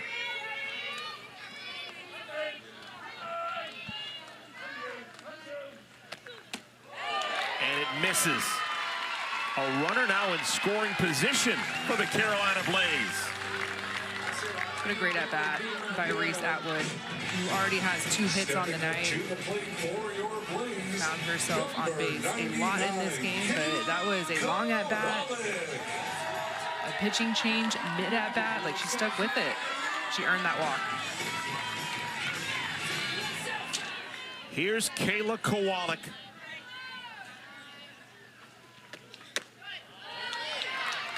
Kowalik is as tough as an out as there is in the AUSL.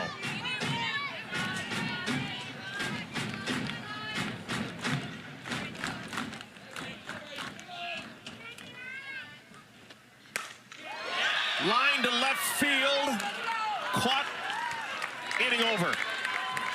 But a golden moment for Anna Gold ties this game at 3.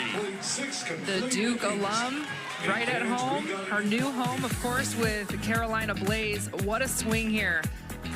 2025 Rookie of the Year. Well, she's not a rookie anymore, but she's still doing Anna Gold things. We got a tie ball game here.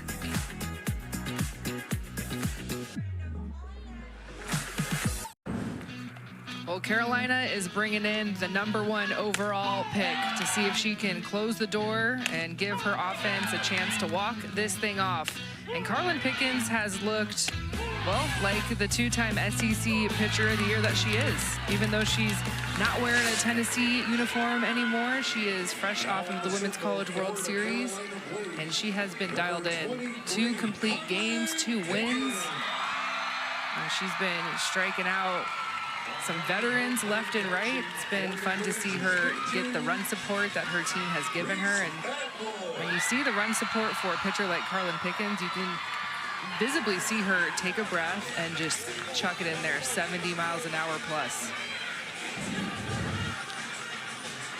You think she's excited when she got announced? She definitely plays with a joy that is infectious. In her home state, what a dream. You get to debut, of course, you're the #1 overall pick, and where am I going? Oh, I get to stay home, where my family can drive an hour or 2 and watch me play. Jaden Goodwin bats 76 miles per hour right out of the chute.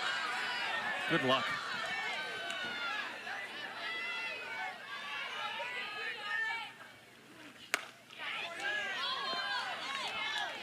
One ball, 1 strike. After Goodwin, we'll see Amina Vega and Aaliyah Binford. Binford homered off of Pickens yesterday. Something to keep in mind. And that's really the only small thing that has gone wrong for Pickens in her first 2 professional starts, is she's given up 2 home runs.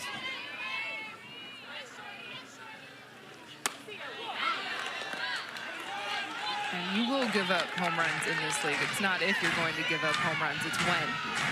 And then what does the bounce back look like? What's the response? What is the damage on the home run? Is it a 3-run home run? Or is it a solo shot? And you just kind of, you know, tip the cap and move on. Foul tipped at the plate. New catcher into the game. Carolina Blaze have Reese Atwood behind the plate. Atwood's been in the game the entire time, but she's been the DP, and now she replaces Kowalik behind the plate. Under the glove of Devin Netz. Tried to backhand it, and we'll have a leadoff batter aboard here in our 7th inning.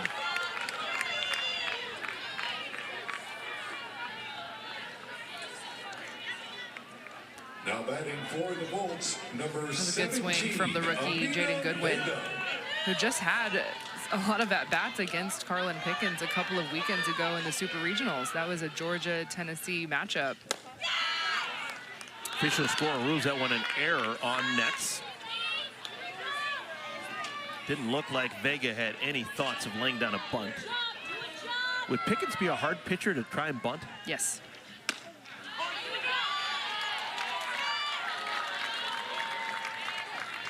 And the way that Vega has been seeing the ball early in this season, I'm going to take my chances with her swinging it. Vega yesterday 1 for 3 against Pickens. Ooh. Now she shows bunt and comes up empty. Why would Pickens be hard to bunt against? The velo. You're trying to see it down, see it up. And when the ball makes contact with your bat, you got to be so strong to keep that bat out there. Pickens strikes out Vega. First out here in the 7th inning.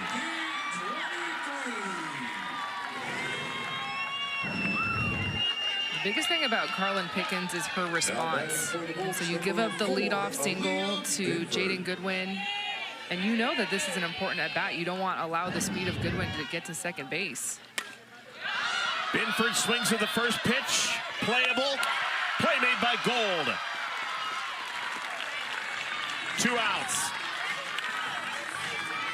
Well, the phones are out, as they should be. I would have my phone out, too. Stepping up to the plate for Texas, 23, Tiare Jennings. There's nowhere in the world you can go to see a faster pitch. The hardest thrower in the world is in the circle right now.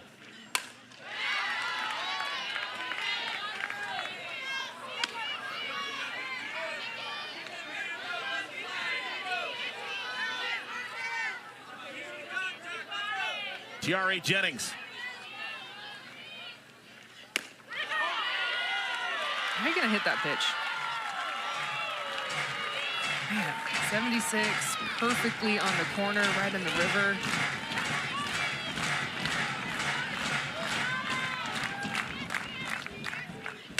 Carlin Pickens, how do you do?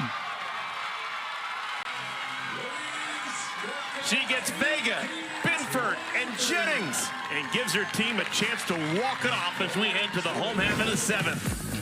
Well, the closer is doing her job. Yes, giving up the leadoff single, but shutting the door, 3 straight outs. The crowd is loving it. The rookie is loving it.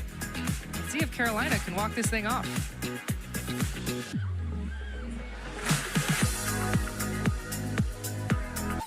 She comes in, gets 3 outs in the 7th inning, and allows her team an opportunity to walk this thing off with just 1 run. Just painting the corners. Didn't even see a changeup from the rookie. It was just all velo. Here it is at 75. Square it up. See if you can get it. Fans here in Durham are going to love her as much as the people did over in Knoxville, Tennessee. She is so much fun to watch. Devin Netz is the batter.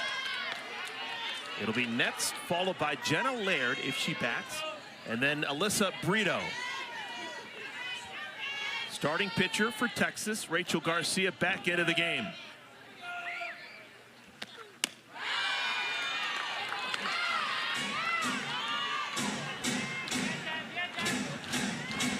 Garcia came back on to get the final out of our 6th inning.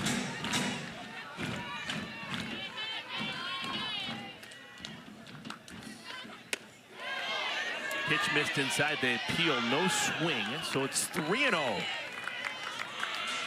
right, Kenzie, 3-0, tie game, bottom of the 7th inning. Do you trust Devin Netz to let her swing away? Yeah. I think the odds 3-0. She takes a strike.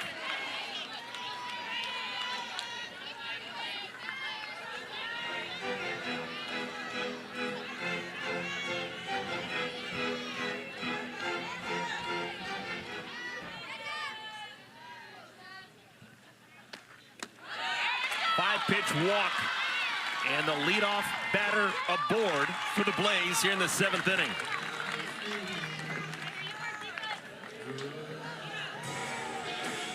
Rachel Garcia has not made things easy. She's walked 6.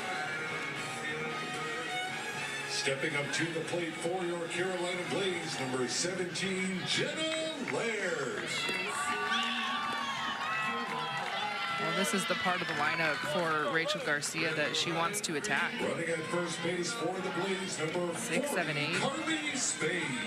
Carly Spade is going to come on and run. So Nets leaves, Spade in, and Jenna Laird will be asked to lay down a bunt, you'd imagine. No, swinging away. Huh. I would go bunt right now. Laird so far on the season is 1 for 11. She was pinch hit for back in the 5th inning by Valerie Cagle. And so they gave her 1 to swing away, and now ask her to bunt. 1 ball, 1 strike. That's fine. You can change pitch to pitch, see if you can, run into something on that first pitch. Split the plate, say, I'm looking inside, get a big swing off, and it doesn't happen. Okay, fine, we can go sacrifice bunt on that next pitch.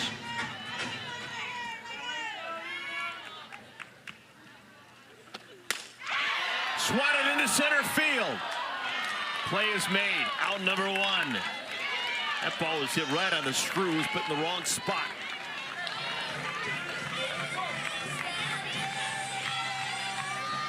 Not much catches by Riley Boone out there in center, in case you're wondering. Stepping up to the plate for your Carolina If we had a Blaze, camera on number Riley Boone 33, at all times, you would be constantly entertained. It's just so much personality out in center field, on the bases, when she's at the plate. Like, look at her, she's just singing. I think you can get away with that out in center field, but if you do that in the infield, out in center, No, she's it's kind of so all by true. herself. Yeah, outfielders, you can have a little bit more fun with it. Got a little bit more pace. You can turn around, talk to some fans behind you out in the berm. Okay, we saw this back in the 1st inning. Rachel's been having an issue with her right thumb. That's her pitching hand. We believe, haven't confirmed it, we believe she hit her thumb on her belt. And she opened up something, and she's been dealing with it the entire ball game. You're saying this is just a little bit of glue? It's on her thumb.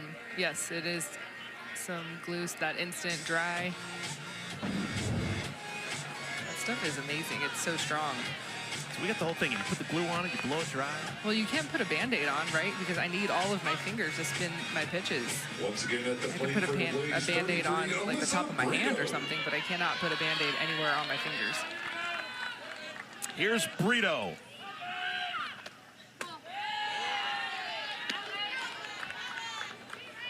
Runner on at first base is Spade.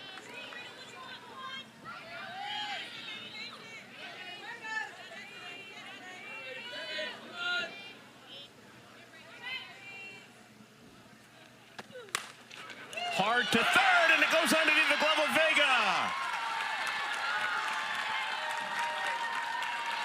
2 aboard for Carolina. Last night, they put up on the light, nice watch, pass, Jenny, This pitch just maybe a little bit too sweet. And when you hit it hard, good things will happen. But Amina Vega, she knows that she can have that. I think her feet just get a little still. It's called an error on Vega. Runners on at first and at second. Here is Ocasio. Alicia was the starting pitcher today. She's walked twice and struck out. Those 2 walks were against Garcia.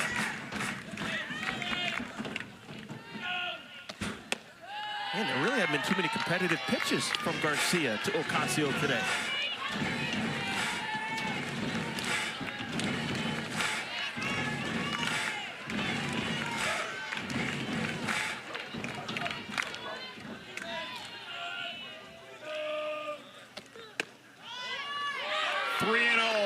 I do not want to load the bases for Aubrey Leach. Oh. What's Ocasio's thought process here? Taking. Get your teammate to third base, 60 feet away from a win.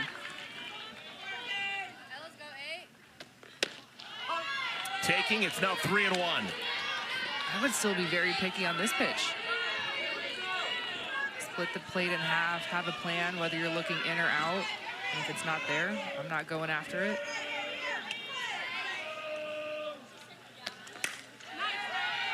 Three and two. Rachel Garcia has walked a tightrope a time or two before.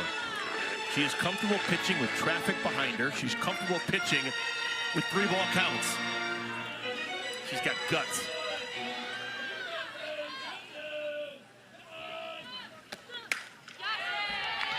So 3-0. Garcia knows she needs to throw strikes, and she's poured 3 consecutive good strikes in there. Well, everything has been away to Ocasio. If there is contact made, Garcia is hoping that Jennings or Vega can just step on third base. Pitch misses. Ocasio draws the walk. I don't think she knows she has. Yeah, that was ball 4. Talk about being locked in. So Ocasio has now walked 3 times in our game, and the bases are loaded without the benefit of a base hit. So in this inning, the bottom of the 7th, we have seen a leadoff walk and then a walk to the number 9 batter. So the bases are loaded. Here's Aubrey Leach trying to win a ball game. 1-0. Garcia would love a strikeout. Leach never strikes out.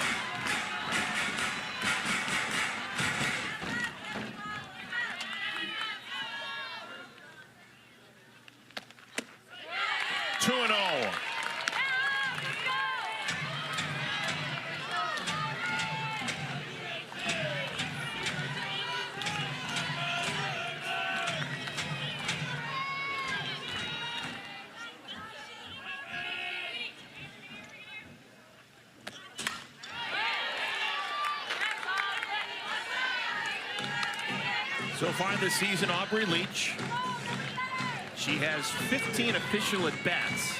She's never struck out.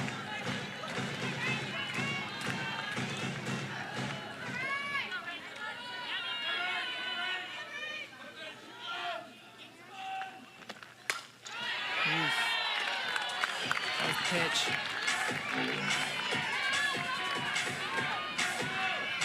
Leach has already walked twice in this game. He's not had a hit in this game yet.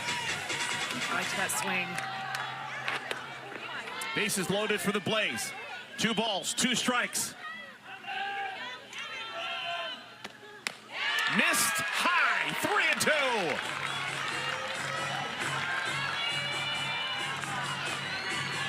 Everyone's nervous in this building except for Garcia and Leach.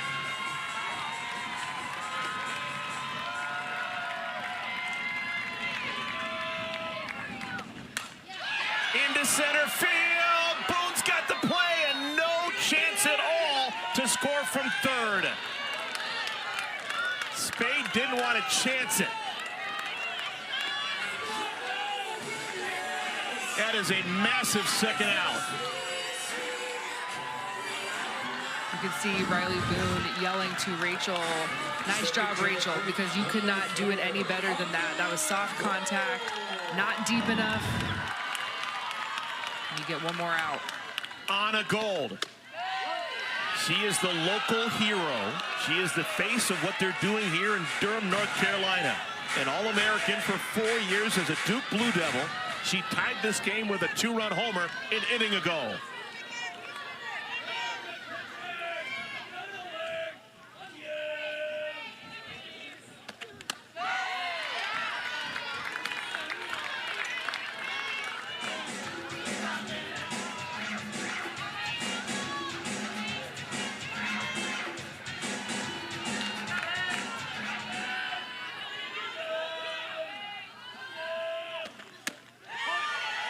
Good strike for Garcia. And go right back to that spot.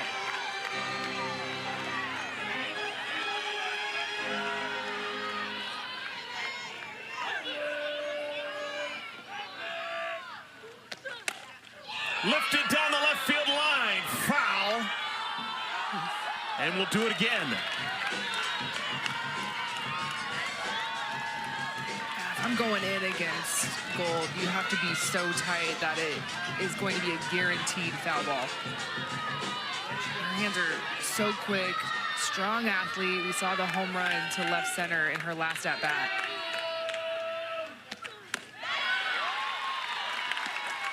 Two balls and 2 strikes.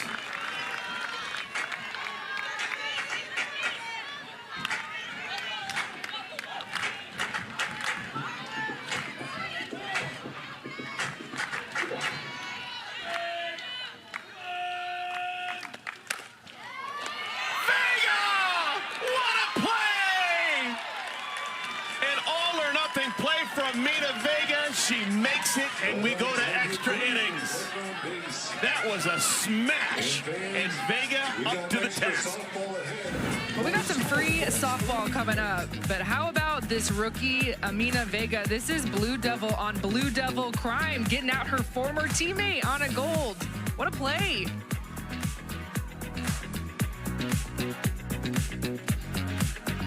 Clubs. Harlan Pickens in the circle for Carolina. Kind of improved to a AUSL best 4-1, while Texas looks to pick up their second win of the season. We're going to start with a runner on its second base. First ball swinging. Look what I found. Gold makes a play to Rob Coffey. That is back-to-back all-star plays by third basemen who played their college softball here in this building at Duke. That's almost a carbon copy of what we saw Vega do. I wonder if Marissa Young, the head coach at Duke, is watching. Because, my goodness, her players are putting on a show over there at the hot corner.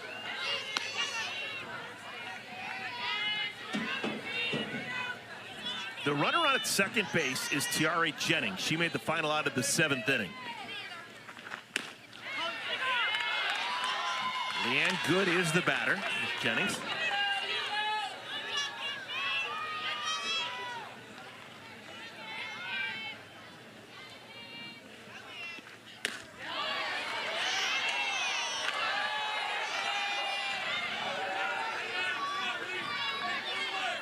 Two balls and a strike to Good.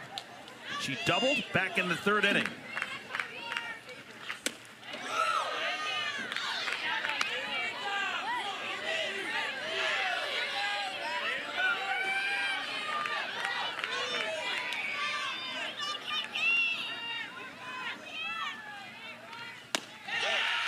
And a walk on 5 pitches. Pickens walks Good.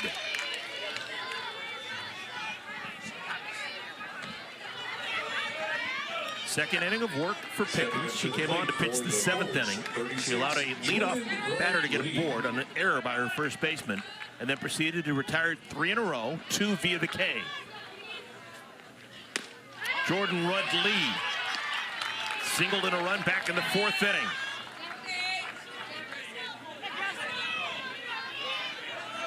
Pickens works quick.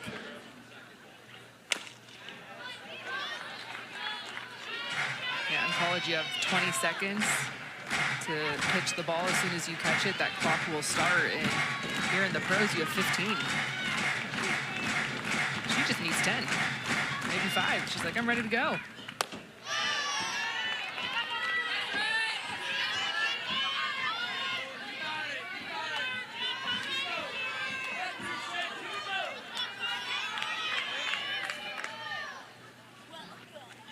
Oh, that got her. A 1-2 pitch gets away, and Rudd Lee is on at first, and the bases are loaded.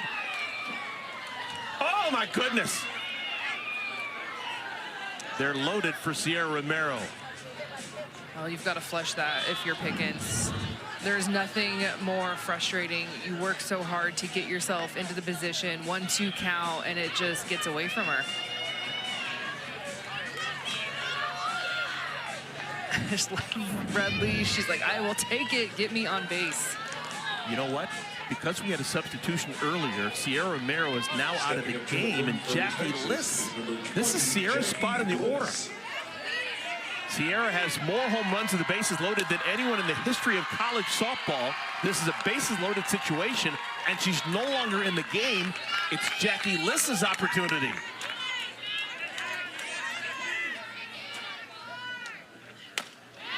Little number foul off of Liss's bat. 0-2. What's the wipeout pitch for Pickens? I would just go something low and in, see if I can get some soft contact, a jam shot to my infield, and get a double play. Oh, the off speed. Use that as a setup.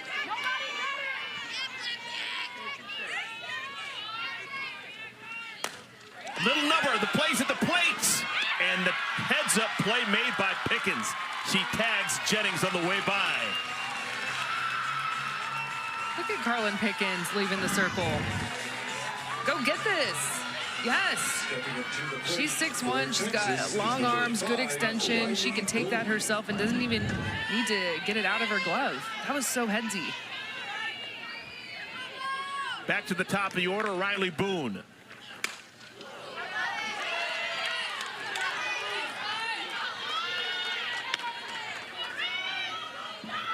Boone's had a nice night.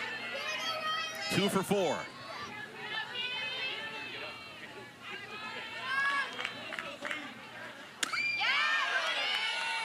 How animated is Boone? Good golly.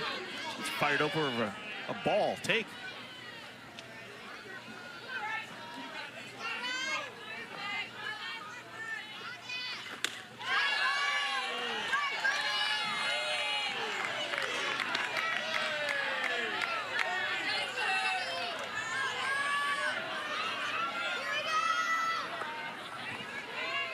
Two-one pitch.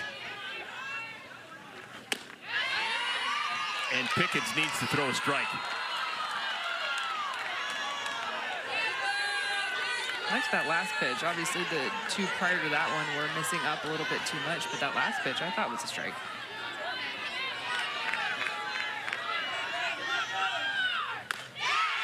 And the walk will give Texas the lead.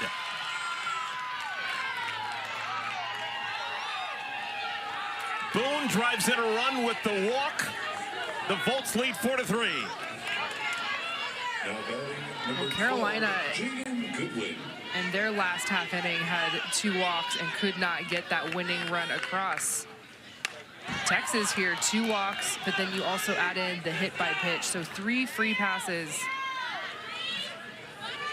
We'll see if that run is the difference. Obviously, Carolina home team. Jaden Goodwin down in the count 0-2.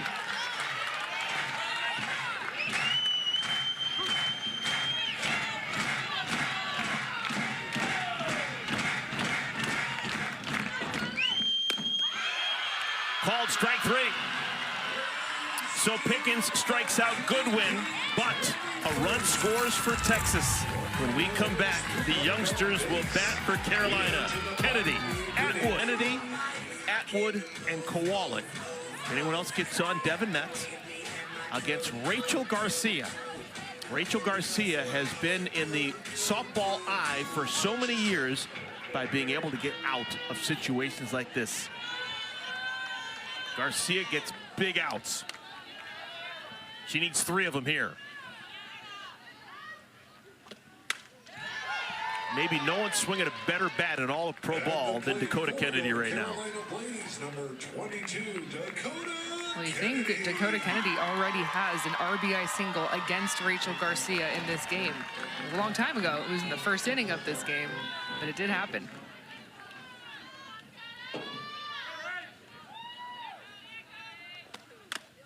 Rachel Garcia is one of those pitchers. Yeah, you may be able to get a hit off her in the first inning, but hitting off her in the 7th or the 8th inning is totally different. She doesn't fatigue like others. She gets better. Gold on its 2nd.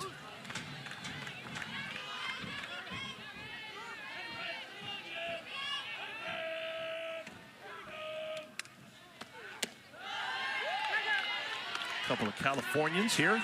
Garcia from Palmdale. Kennedy from the capital city of Sacramento.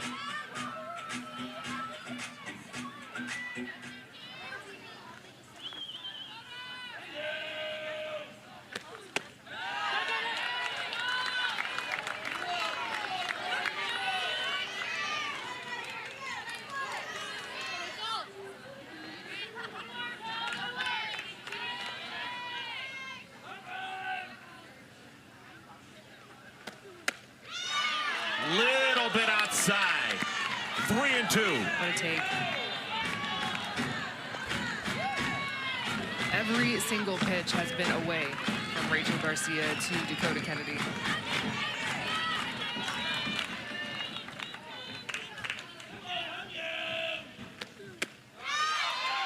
And the walk. So runners on at first and a second. That's not the worst thing in the world for Rachel Garcia. You had a base open. Now you got to force at any base. But the walks just continue to add up. That is now 8 walks allowed by Garcia. In total, 10 walks allowed by Volts pitching. Called strike 1, Reese Atwood.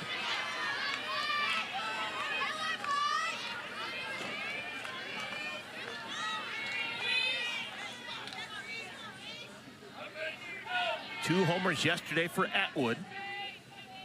2 singles today.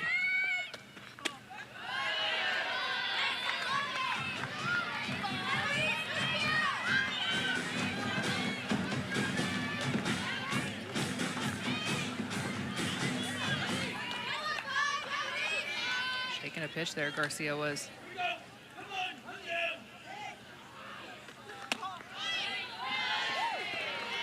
Two and 1. Well, the walk to Kennedy, not the worst thing in the world, but a walk here to Atwood would be a problem.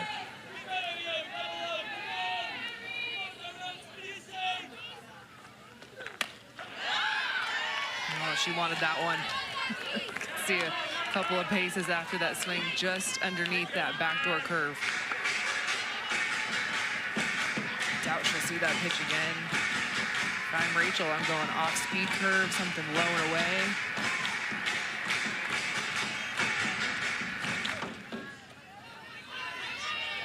She's shaking a couple of pitches.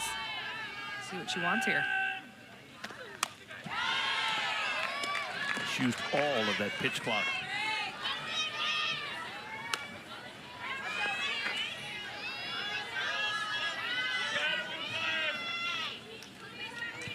Gold on at second. Kennedy follows her at first. If Kennedy can score, the game's over.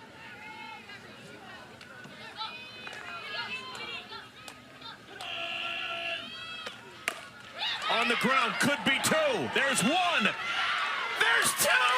Oh, they get the 2 lead runners. What a play by the Volts. And I do not know why Dakota Kennedy didn't slide.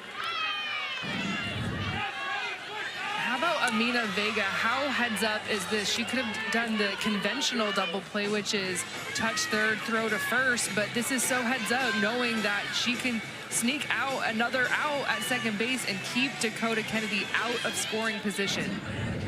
Dakota Kennedy wants a do-over. Yeah. If she had a do-over, she would slide in, and it would be first and second with 1 out. But that is huge for the Texas Volts.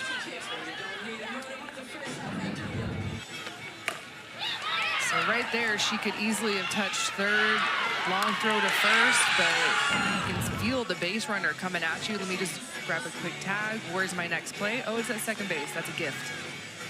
So talk about the roller coaster that Vega's been on defensively. She made an error that looked like it could be costly back in the bottom of the 7th inning. They got out of it because Vega made a tremendous highlight reel play to rob her former college teammate Gold with the bases loaded and 2 outs in the 7th inning. And now she turns a double play. Is that an example of don't give up in the world of softball? If I ever saw one. Here's Kayla Kowalik, the last hope for the Carolina Blaze. And what?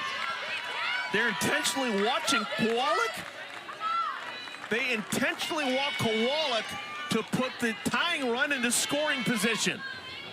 Whoa. Oh, my goodness. Stepping to the plate. Wow. Garcia wants to face nets instead of Kowalik.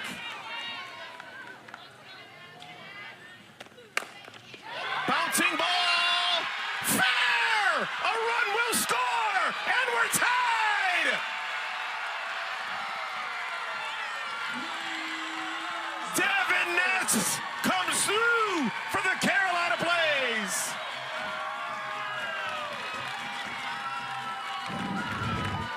What just happened? So we have an intentional walk to put the tying run into scoring position, and Devin Netz is ready on the first pitch. Reese Atwood scores, and just the energy that the Blaze dugout just had. Kayla Kowalik was probably the most hype out of everyone. She was turning and yelling to Devin. That's what I'm talking about. Texas is challenging the ruling on the field of a fair ball. That plays under review. That's going to be super hard to overturn. It's determined by where the ball goes over the bag at third. It is the home plate umpire's call until it gets to third, and then once it's past the bag, it's the third base umpire's call. But there's just no possible way you're going to be able to overturn that. Where was it when it went over the bag? Like, that's going to be... It's too tough. That's impossible to overturn. Like right there to me, and our camera is to the left as well. So it's not a dead-on look. I just don't see how you overturn it.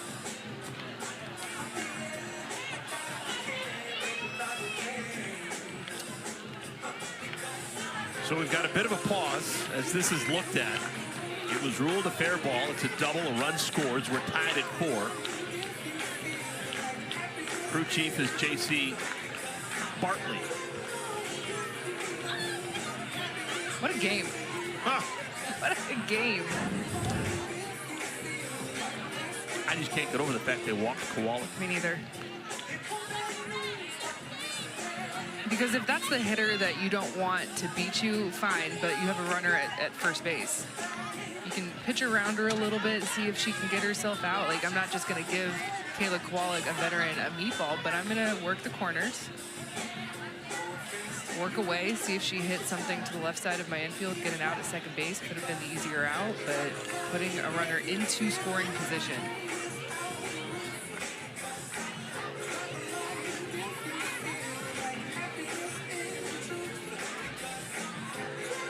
So they're still looking. I'm surprised this is taking as long as it is. This would be tremendous for Texas if this is overturned. After review, the ruling on the field stands. It's a fair ball. That is Texas's second and final challenge of the ball game. All right, so the call stands. It's where it crosses over the bag at third. Well, also, you know, it could have been the first initial bounce, but it looked fair. I watched it time and time again, that first bounce. It was close to home plate, but it was in front of home plate. So now, runners on at second and third. Jenna Laird is the batter. Called strike 1 to Laird.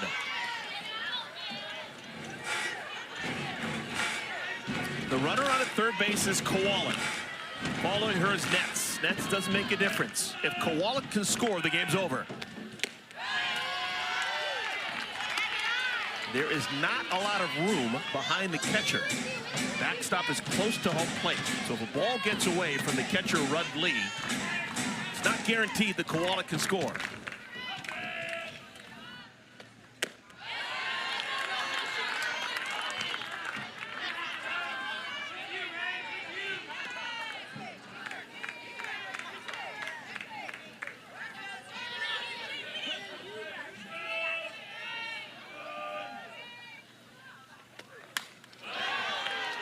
Two balls and 2 strikes to Laird. This has been a really goofy start to the year in the AUSL. We've had so many games tighter than a tick, heading to extra innings. We've also had a bunch of run rule games. Swung on and missed. Garcia strikes out Laird, but Carolina, they picked themselves up off the mat to tie this game at 4. 2 runners left on base. Fans, there's more softball. Amina Vega. Her third full inning of work.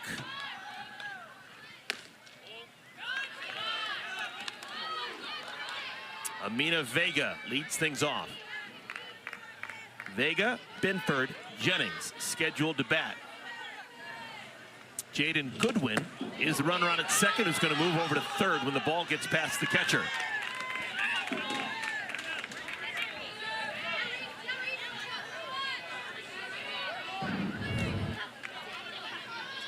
Pitch going in tight to Vega.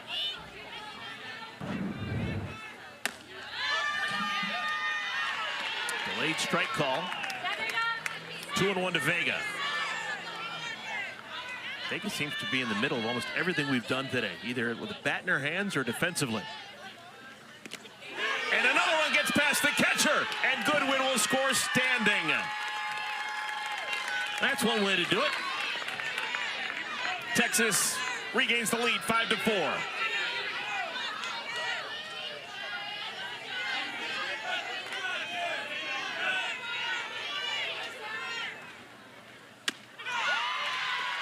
Three and 2 to Vega. Oh, this is tough. This is probably a wild pitch. That ball is way in the dirt, way out in front. Just a missed spot from Carlin. They both were scored as wild pitches. A wild pitch puts Goodwin to third. A wild pitch brings her home.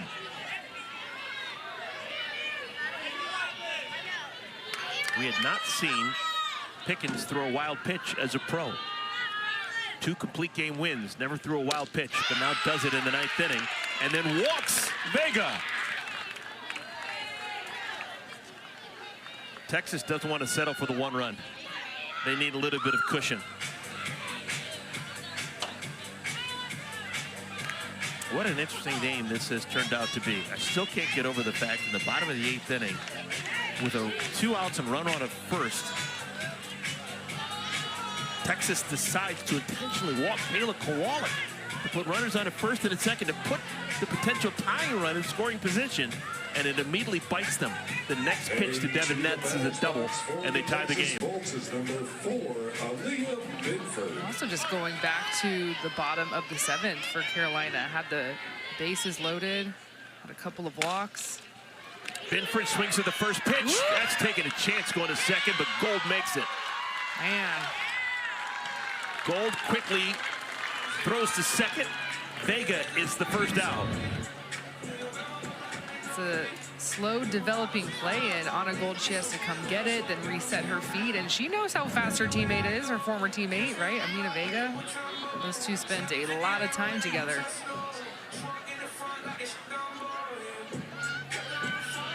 Umpires can initiate their own review, so a quick conversation with our crew just to make sure that everyone is on the same page. Do we need to review it? No, I had to clean out. What'd you have? I had the same thing. 23, Tiare Jennings. Here's Tiare Jennings. Jennings drops it home. Single for her. Runners on at first and at second.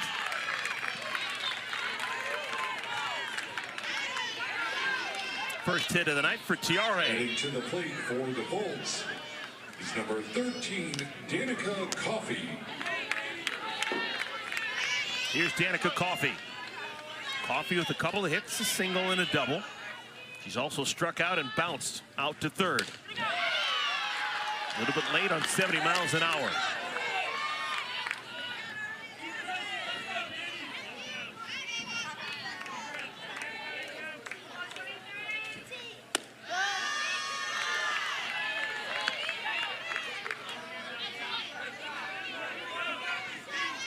Is this a lot of work for Pickens, who pitched that complete game yesterday and has now thrown 49 pitches a day later? Yeah.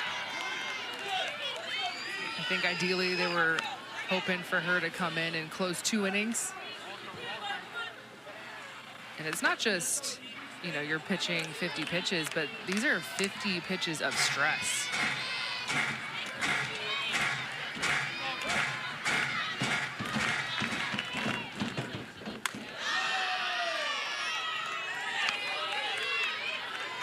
Here in the 9th inning, she's had a hard time with the put-away pitch.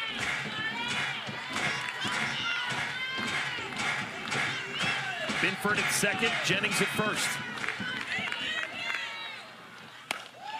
Caught by Gold, double play.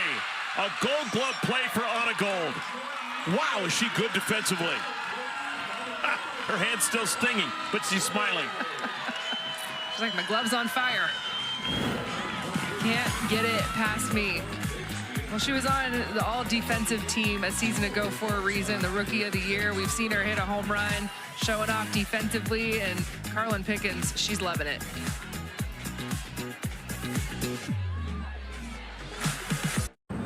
The exact same situation that we saw an inning ago. It is the bottom of the ninth inning. Carolina needs a run to tie. They need 2 to win. And they'll try and do it against Rachel Garcia. You've got the automatic base runner on at second. It is Jenna Laird. Alyssa Brito is the batter. Brito so far today is 0 for 3. This is her fourth look at Rachel Garcia. Brito.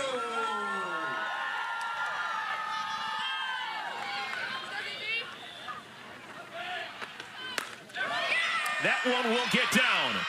Leadoff base hit for Brito. Runners on at the corners.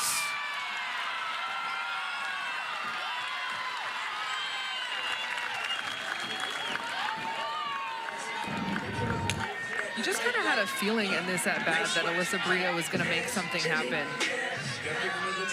Her energy, she's always such a spark plug wherever she is slated in the lineup. Bottom of the lineup, passing the bat. Ocasio stabs at a bunt, comes up empty. Ocasio has walked 3 times against Rachel Garcia. She was our starting pitcher about 3 hours ago.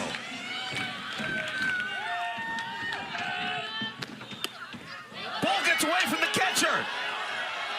And Laird didn't want to attempt it. Brito takes an extra 60 feet.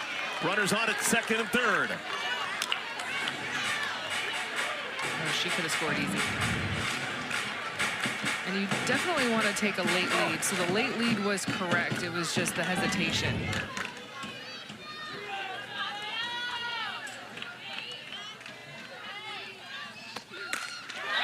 Gets through! This is gonna win it for the Blaze! Ocasio's done it!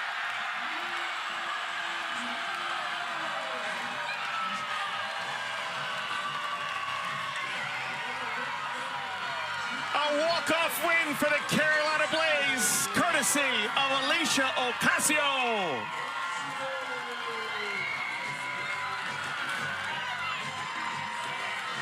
Ah, what a ball game. What a ball game, what a win for Carolina. How fitting, Alicia Ocasio started this game as the pitcher and she finishes it with her bat. Man, we saw everything in this game, and Leanne Good, she was doing everything she could to keep that ball in front of her. Alyssa Brito, the spark plug at the bottom of the lineup, getting it done. And Alicia Ocasio, she's a veteran, been there, done that. Carlin Pickens, Rachel Garcia going head-to-head there in those late innings. Man, you hate for one team to lose it. That was just one heck of a ball game. Greatest softball players in the world playing in the greatest league in the world, playing a great game. Man, that was fun. Kenzie, thank you for enjoying it with me. That was a good one. Woohoo! Let's do it again. Winner for the Blaze, 6-5 in 9 innings. Sure hope you enjoyed as much as we did. Check out where to watch the next game on our website, theausl.com. For Kenzie Fowler, for Nicole Mendez, I'm Eric Collins. Athletes Unlimited Softball continues next. Portland and Utah already underway.